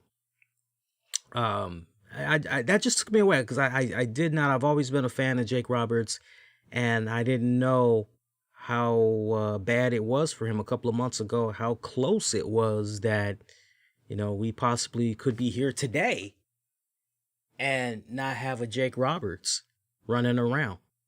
Just wow, when you hear that. Andrade, I know some people are like, hey, what's your thoughts about Andrade? him asking for his WWE release, Lee. Look, if the reports are true that he did in fact ask for his WWE release, I mean, let's be honest. Let's be honest. First of all, I don't remember seeing a whole bunch of people on social media saying Andrade deserves better. Andrade deserves a chance. Andrade deserves. All right. So the fact that we got all these people now on social media, you know, oh, you go Andrade. Yeah. Yeah. Andrade. Yeah. Supporting you. Oh, yeah. No. No. Can we please be consistent? Because I remember so many mofos were taking massive shits on Andrade. Mofos were just, man, he fucking sucks on the fucking microphone. Why is this guy even allowed to talk English? What the fuck is going on? Now, that's not a racist thing to say or whatever. It's just you had people that were literally, English is not his strong suit. That's not how he's going to be able to go over. Let him go over with a translator. Let him go over potentially by speaking in his own native language. Did WWE, Vince McMahon and crew, did they fail Andrade? Yes, without a shadow of a doubt. They failed Andrade. But let's not act like all of a sudden because Andrade decided to possibly ask for his release, let's not all gang up and all of a sudden, because I don't damn recall ever seeing give Andrade a chance trending on social media. I don't ever recall seeing a hashtag like so. Let's be real and not bullshit anybody. Okay, I've been consistent on my thoughts of Andrade for a couple of years now, and I've always said to you guys, phenomenal talent, no doubt about that. Let him talk in his native language or always have an interpreter. And I thought what they did with him being paired up with Zelina Vega, I thought that was very, very helpful. I'll tell you something else that would have been helpful too. They would have still had the services of Vicky Guerrero to this very day if they would have went on ahead and done some business with her. Andrade and Vicky Guerrero, that would have went over extremely well as well. I don't know what the hell Ricardo Rodriguez is doing. Ricardo Rodriguez is somebody else that could have been potentially tapped into working with Andrade. I mean, they just dropped the ball. They just let that whole thing just collapse. You see how NXT is doing Io Shirai and a few of the others, letting them speak in their native language and just having the English captioning going and everything. I mean, they're doing their best to play to these people's strengths. And I've been telling you guys with a passion for years, hey, just because somebody doesn't speak English, that should not be their downfall. And definitely not in the WWE wrestling period. That definitely should not be, the one hold up for them in the WWE. I just think it's stupid as fuck. So if Andrade has gotten to a point where, you know what, the money that I'm getting, it's good, but essentially all you guys got me doing is sitting on my ass. All you got me doing is sitting on my ass and collecting a paycheck, and I'm better than this. I deserve better than this, and I want to go get better. Then, WWE, Vince McMahon and crew, they need to do the right thing, and they need to let him go. They need to let him go. I'm sure that if this is accurate, no doubt he had, heart-to-heart conversation with Charlotte about this, and I'm sure that Charlotte's like, hey, boo, whatever you got to do, I'm here to support you. It's all about whatever makes you happy. Remember what I said earlier. Remember exactly what I said earlier. You just settle, you accept the hand, that you're dealt with, or nah, I want a new hand. I want to go grab life by the horns here, and I know I deserve better than this, and I want to get my just due. If Andrade is at that point in his career, hell, go for it. I personally have to say, go for it. I hope he gets his release. And if he doesn't get his release, I'm telling you, a trend that's probably going to be of the new norm. A trend that's probably going to be of the new norm is, okay, well, I know a surefire, bona fide way to get fired by the WWE, and that would be to open up a OnlyFans, open up a Twitch, go do this, go do that. That'll definitely get me canned from the WWE. So, so we'll see. We'll see. I'm chuckling because I don't know what's going on. Every time I turn around, Dick Van Dyke is always turning himself into a woman. Yeah, I love that Dick Van Klondike. He's always turning himself into a fucking woman on social media. He's trying to be more feminine there. But nah, man, it's like, go out there and get what's yours. Go chase that happiness, whatever it is. If it's all about being able to, anybody that makes it to the grandest stage of them all in Broadway, as I dub it and how I look at WWE, you're on Broadway now. And if you're in a position where you say to yourself, man, it's just not all I thought it would be. Yeah, financially I'm set, I'm getting this money, but I'm not able to go out there where it counts the most and perform in the ring. I'm not able to have these matches. And, that takes, it takes a special kind of an individual to say, no, I'm not going to be complacent with just sitting on my ass at home and collecting a paycheck. I mean, that's some serious integrity right there, where you say, nah, that ain't for me. I want to be earning my money. Speaking of earning my money and all that, I saw the interview that Paul Whitehead gave to Renee Young on her podcast, and man, it was nice to hear him speak. And I alluded to it earlier when I was telling you guys a couple of weeks ago. I said, let's pay attention to when he gets ready to put out that interview and talk about some key points as far as, circumstance for him leaving the WWE and everything. And I alluded to the fact that, look, I don't think this was a bitter thing. Probably all just comes down to money and not feeling as though he was really being given an opportunity to really continue to prove his value and all that in the WWE. And I'll talk a lot more about it on Wednesday's show, since that's more, AEW themed and everything. But to prepare you guys for it a little bit better, if you didn't listen to that interview that he did with Renee Young, go check it out when you guys get a chance. But it was a really good, insightful interview. I will say this.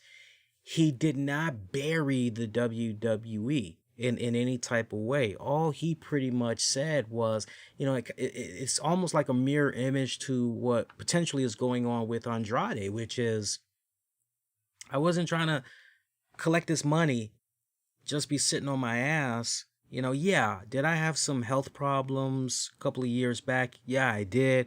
Had to get a couple of surgeries and everything, but I'm 100% now. I'm good to go. I could contribute.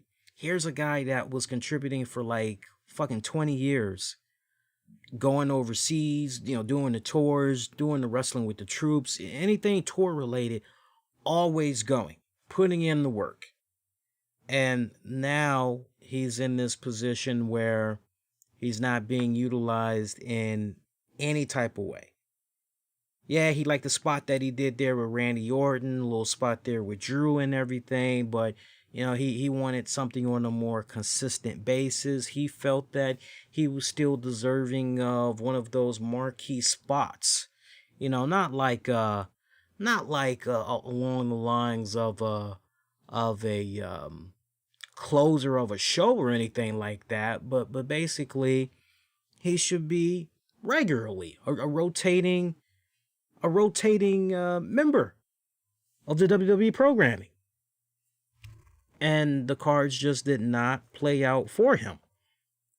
And it was sad. It was sad to hear that. So this was once again one of those cases where it's about the pursuit of happiness. Do you just settle on the hand that's being dealt to you? You just take it and love it? Or do you say, nah, fuck that. Even if I've got to go outside of my comfort zone here, even if I have to go outside of what's safe, I got to, because I just feel that takes a special kind of integrity, because most people, let me tell you, let's not bullshit. Most people would just sit back. I can just get paid and I'm just sitting on my ass. I'm not doing a goddamn thing. I'm just chilling and catering. Yeah, okay, sign me up. Sign me up. I'll look the other way. Y'all ain't utilizing me. It's all good.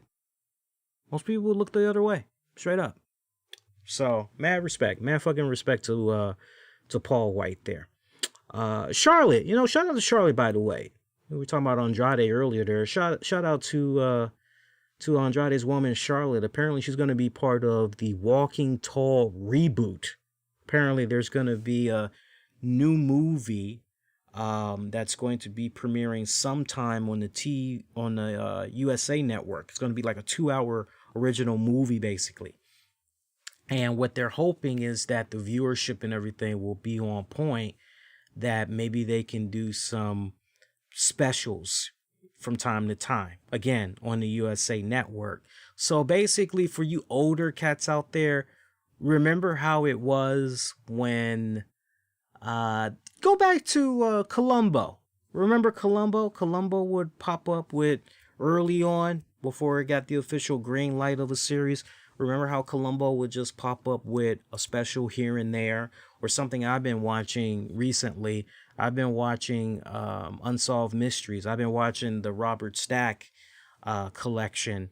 But I bet you don't know who the original host was for Unsolved Mysteries. I'm talking about the very first ever episode that was put out for Unsolved Mysteries, when it just started off as a special. You had about 7 specials before it got the green light of, okay, let's make it a series. The very first host for Unsolved Mysteries was Raymond Burr. Yes, Perry Mason, Ironside. He was the host. If you go on YouTube, just type in Raymond Burr Unsolved Mysteries, and you'll be able to see the very first episode. So I would imagine that, they would hope that the ratings and all that would be good for these Walking Tall, little one-off movies, and then eventually it could go into a TV series and everything. But Charlotte landed a role on this movie. Apparently, she's going to be portraying a Tucson cop who finds herself caught in a web of fraud, exploration, and murder, which causes her to turn into a full-on vigilante in order to protect her hometown from corruption.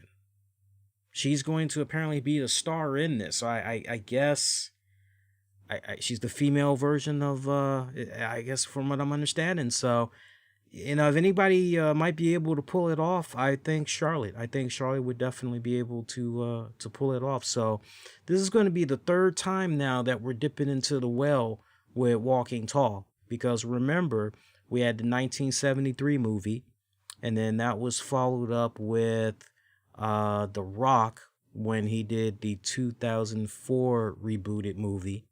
And now we got Charlotte Flair. That's pretty much... So, interesting right there. So I'm looking forward to that. I definitely am looking forward to that, and see how that pans out. Let's see. Other than that, there's a couple other stuff we can get into, but I can save that for Wednesday's show. So by now you all have heard the news. Drew Brees of the New Orleans Saints, he has announced his retirement. Seemed as though he was a lock to be coming back this 2021 to 2022 season, but he decided after some deep soul searching, no, you know what? Now's the time. Let's go ahead and let's retire. You know what? What can you say about Drew Brees? For a guy that stands at just 6 feet tall, let's be honest, not really a explosive arm. As far as leg skills goes, isn't a great out of the pocket scramble quarterback. Not like how Michael Vick was, not like how RG3 was before he got injured. Not like Lamar Jackson. Nowhere near any of those guys when it comes to going out of the pocket, being a scrambling quarterback. He pretty much was one of those type of quarterbacks, get away with some slants. Yeah, he could probably throw you a 40, 50-yard bomb here and there from time to time. But he worked so well in that New Orleans Saints system. He worked so well in that New Orleans Saint offense. Clicked so well with Sean Payton and what Sean Payton was trying to accomplish and everything. But you got a guy that's basically 6 foot tall, and kind of his own respected right. When I look at Drew Brees, who he reminds me a lot of? I'll give you guys a hint. He's somebody that you see on commercials, usually late night. You see him on TV in commercials. And the only difference between this guy and Drew Brees is that this guy that I'm talking about that does the commercials does not have a Super Bowl. And he was a damn good quarterback in his own respected right. So that should kind of give you a hint who I'm talking about. He reminds me a lot of Doug Flutie. A lot like Doug Flutie. And Doug Flutie in his own respected right had one hell of a career. Here are these short guys. Now, Doug Flutie obviously shorter than Drew Brees. Drew Brees 6 feet tall. Doug Flutie like 5'9", maybe 5'10". Some would even dare say, nah, that man 5'8", but 5'9", 5'10" at most. Really changing the perception of what we think about quarterbacks in the NFL. You just look for the longest time when it comes to those quarterbacks in the NFL. You're going, nah, you gotta be over 6 feet tall if you're gonna have, true success. You can't, nah. And Drew Brees just kind of crushed all of that shit. I also think about the great humanitarian work that Drew Brees gave back to New Orleans. I think about what went down, particularly when Katrina had hit. I mean, Drew Brees, so outspoken, great ambassador, great representative of New Orleans. To see all the people of New Orleans, really take him in, embrace him, accept him as one of their own.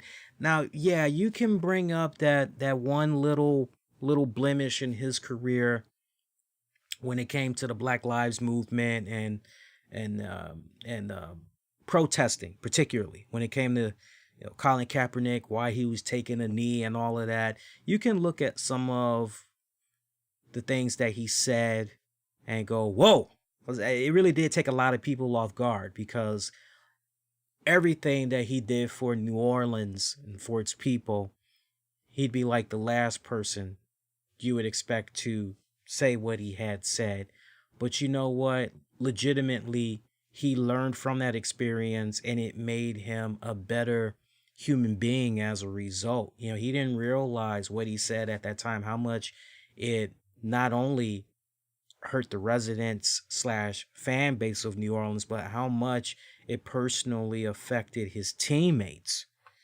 And there was a lot of healing, and trust kind of felt a little bit violated to a certain degree, and he had to work twice as hard to get that trust and everything back again. We'd be here all night if we just went over his resume of accomplishments for a football career. I remember when the rumors were floating out there that Drew Brees was probably going to retire pretty much after the season was over, when we pretty much had that last matchup between Brees and Brady. And when you stop and think about it, Brees and Brady, a couple of times throughout their illustrious careers, they have clashed, and you're like, what's gonna happen right here? Um, that last outing, I gotta be honest with you, that last season with Brees, looking at that game particularly against the Bucks, to quote one of my favorite Keith Richards songs from Rolling Stones, "Losing My Touch." It was like, how can you come back for another season totally disregarding what happened in the 2020 to 2021 season? It'd be one thing if you could take a step back and you could say, there's serious upside though, because look at what I was able to do here. Look at this, for example. Look at what I was able to do right here. So you know what, we can build. We could build from this, and we can. No, he was already on that decline, and has been on that decline for the past 3 years now, and everything. So, for him to be going out, yeah, it sucks that he wasn't able to get one more Super Bowl under his belt. Pretty damn close. Not this season that wrapped up, but the season before. I thought maybe he had a chance there, but I'm gonna miss him. No bullshit. I'm gonna miss him. I mean, he was exciting to watch. I always knew that anytime I had a New Orleans Saints game on and Drew Brees was playing, I knew that joint was gonna be entertaining. My girl will tell you, and she's a hardcore Washington fan. She loves Washington, but man, when it comes to the Saints, she loves the Saints, and she loves the Saints because of Drew Brees. Just the integrity, the overall aura, the class act that he is. And look, he's not going to be going that far. We're going to be seeing him this fall on NBC. He's going to be, pretty much one of the new color commentators and all that. So I wonder how that's going to go. I wonder if Al Michaels is going to be shown the door, or if it's going to be a 3-man booth this season, or is it going to be a case where it's going to be split? Like there's going to be some games where we get Al and Chris, and there's going to be some games where it's going to be maybe Al and Drew. Or is it going to be some weeks where it's going to be Chris and Al? NBC's in a very unique position. I forgot how long of a contract Al Michaels has. I think he might be with NBC until potentially 2023 or 2024. So it's going to be interesting to see what happens with that. But, if I were to make a bold prediction, look, there's no way it's going to continue being... There's no way that NBC is going to have all three of those guys on contract. I just don't see that happening. I see Al Michaels finishing things up with Disney. I see him being part of Monday Night Football. So definitely the ESPN, ABC, I can see that. That's pretty much where things are going to be wrapping up. And look, not for nothing, they've been struggling on those Monday night games anyway. So, I think correct me if I'm wrong, is it McFarlane? I'm trying to think of the guy that they got over there right now that's in the booth. I think it's a white guy, salt pepper beard, maybe short hair. I want to say McFarlane. I don't know why. I hope I'm not thinking of that damn black dude. Yeah, I might be thinking of the black dude, because isn't his name like Booger McFarlane or something like that? Let me actually look up Monday Night broadcaster. Here we go. Hey, hang on a second. I'll tell you guys right now. So I'm looking at the commentators right now. Color commentators. Color commentators. That doesn't help me out. Yeah, Al Michaels did it from 86 to 2000. Wow. Can't believe it's been that that fucking long.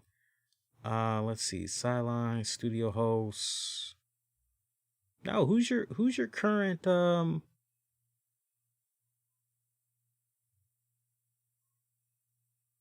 Adam? Nope.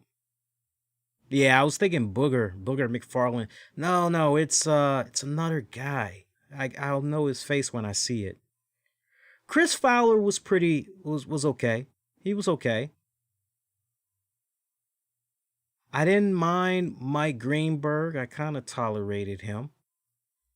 Let's see here.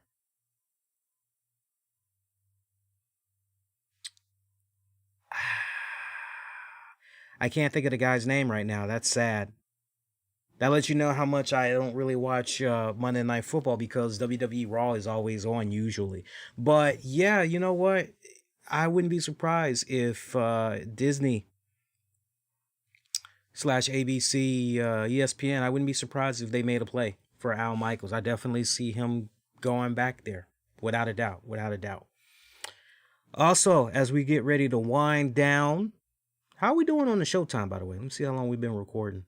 All right, so yeah, we're about done. It's going to be about a 2-hour, 10-minute show. That's pretty good. Also, rest in peace.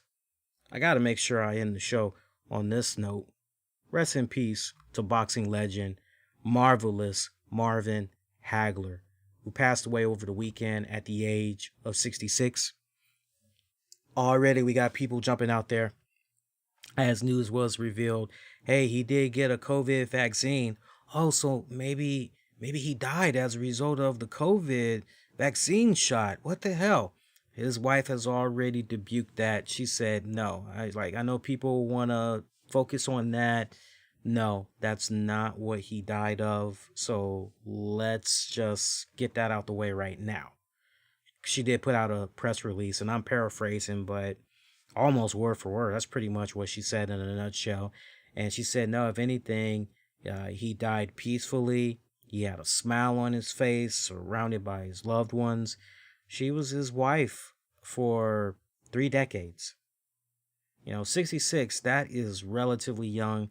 No cause of death has been revealed yet. And I always like to tell you people, look, man, when it comes to shit like that, you just want to take it easy and you just want to let that family grieve in peace, and any information that family feels that the public needs to know, it'll be at their discretion whenever they're ready and everything. But, Marvelous Marvin Hagler, this was a brother that was boxing in the mid 70s until the late 80s. I mean, he pretty much was going at it from I believe 1972, 73 until 87. So by the time I started really being able to pay attention to the boxing, for me, it was pretty much all about Mike Tyson around that time. I pretty much did not really see. I think if anything, I probably had saw the tail end of Marvin Hagler, but I remember my dad and my uncle, they were big fans of boxing, and I could just remember on weekends, man, either our house or my uncle's house, that was the place to be, because good food and everything, drinks, and of course I'm having Kool-Aid, but they got the real shit. They got the real shit. But we were watching the boxing joints and all that. But I remember by the time I started paying attention to the boxing, because Tyson, if I'm not mistaken, Tyson was 85. Tyson was like 84, 85. And so, yeah, I pretty much saw the tail end of Marvelous Hagler's career and everything from the little bit that I can recall. But here's a guy that in his own respected right, Hagler got somehow lost in the shuffle.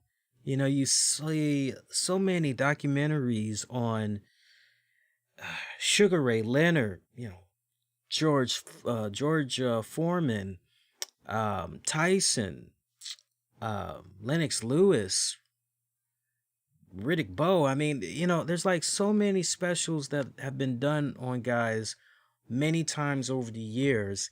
And yet, when it comes to Marvelous Hagler, and I felt he really did not get that true respect that he deserves, that he should have definitely got in this new millennium. Because you look at his career. Here's a guy that basically went, he had like 67 fights. 67 fucking fights this guy had. Out of those 67 fights, 62 of them he won. He had like over 50 in knockouts. He had 3 losses, 2 draws. So that's pretty damn good. Not to mention he still has a record that holds up to this very day, which is when you look at the highest knockout percentages for all middleweight champions. His is still one that has not been broken yet as of 2021. He's at 78%. Right? So, here's something else that you can't help but go, wow, well, that's pretty fucking badass. He had one of the 3rd longest streaks in championship, he had one of the 3rd longest unified championship reigns in boxing history.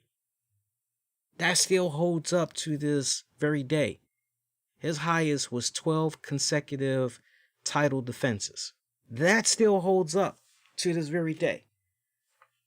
You just make a really good argument for this guy. Well, no, he was good from this standpoint. He was good from that standpoint. Like, what the hell's going on here? Not to mention, you look at the fact that during the time when he was coming up, you can kind of understand how he got lost in the shuffle. Because when he was coming up and everything, Muhammad Ali, Foreman, whole Thriller in Manila, and so he definitely got overshadowed. And he would let that be known many times over the years in the interviews, numerous interviews that he would be given. When he went into his boxing, and he fought with such ferociousness because he wanted to go into that ring and he wanted to let it all out. He wanted for there to be no doubt that not only did he give a great riveting performance, but he wanted to go out there and legitimately hurt his opponents. When that bell rang, it was no mercy. No fucking mercy. Because he felt, now when you hear that, you go, well, isn't that, but for him particularly, he constantly was being overlooked. He constantly was just, he wasn't getting the respect that he felt he deserved. So, you look at all of that.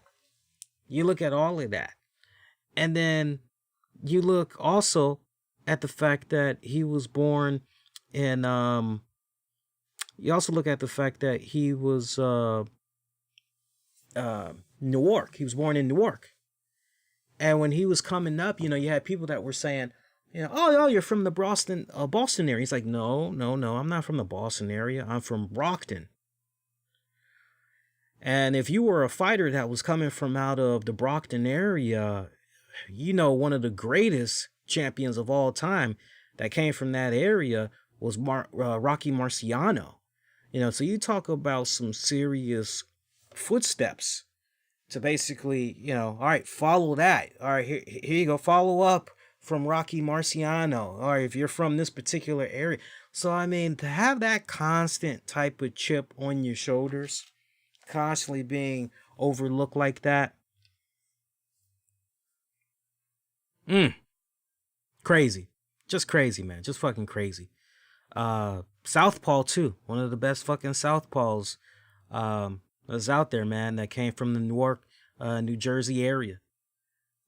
Definitely a fucking legend, man. A fucking legend. You remember his fights with Leonard, Hearns, hell of a fucking fighter, man. I'm telling you, if you don't know anything about that dude, you need to just spend a weekend. I'm sure ESPN. How I miss ESPN Classic, but as of late, one of the ESPN channels that I watch, they've been showing. Last weekend, as a matter of fact, I recorded a boatload of boxing matches. One of them had involved Muhammad Ali too.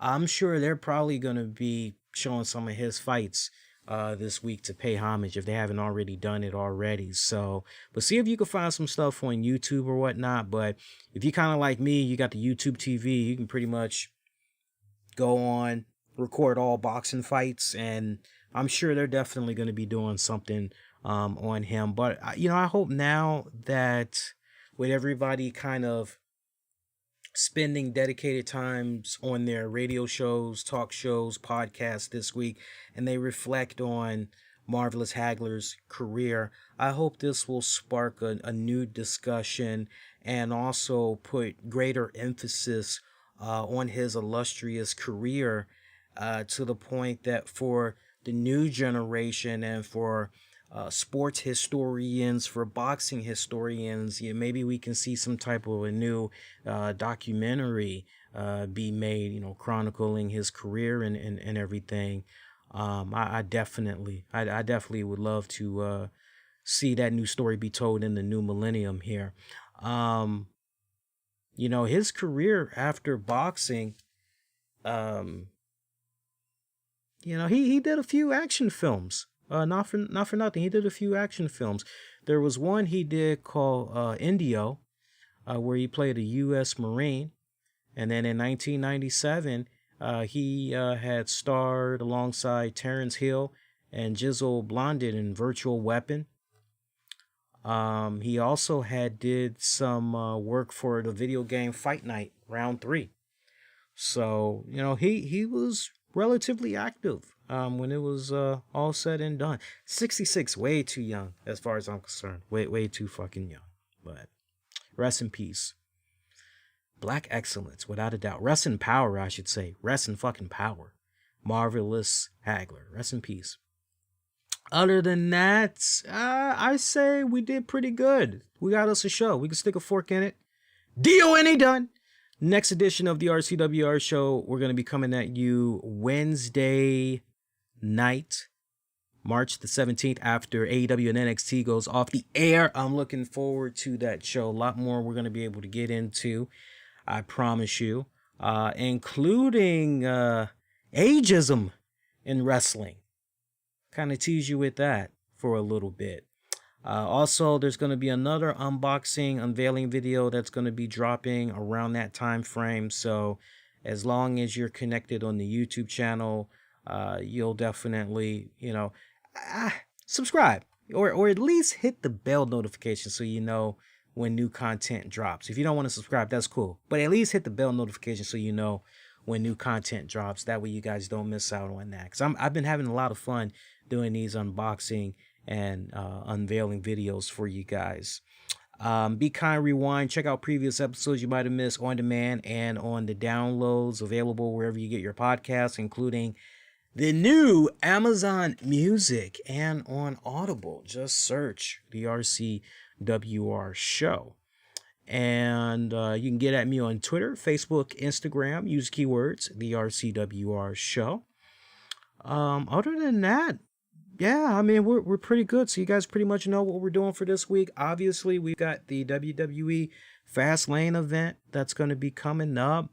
The way that card is looking so far, by the way, real quick, we got 6 matches. I'm just going to preview the card. I'm not going to give match predictions until Wednesday's RCWR show. But I almost forgot. Nia Jax, Shayna Baszler taking on Sasha Banks, Bianca Belair tag team match for the WWE Women's Tag Titles. Roman Reigns defends the Universal Championship against Daniel Bryan. Edge or Jey Uso will be the special guest enforcer. Big E defends the Intercontinental Championship against Apollo Crews. Drew McIntyre takes on Sheamus. Braun Strowman takes on Shane McMahon. I got a lot more to say about that whole Shane Braun thing, but I'm going to save it until Wednesday. Alexa Bliss versus Randy Orton. That was announced on Raw tonight. It's an intergender match. Alexa Bliss pretty much said to Randy, how would you like a nice Hawaiian punch? Or in this case, how would you like to kick me in the head? And Randy Orton said, sure. So obviously, Fiend back, full effect, no shit. But that's the way WWE Fastlane is looking right now. I can't believe I almost forgot about that whole card. Sorry about that, guys. But at least we covered it. We'll get into match predictions again on Wednesday's RCWR Show. Appreciate those of you that had checked out the show live. Please, as you get ready to make your exit, especially those of you that maybe listen to this on demand and on the downloads, make sure you hit the little like, heart button, subscribe. Show the love, man. Appreciate it as always. Means a lot. Till next go around, wishing all y'all to be safe. Most importantly, be kind to one another. I will see you guys next go around. Adios.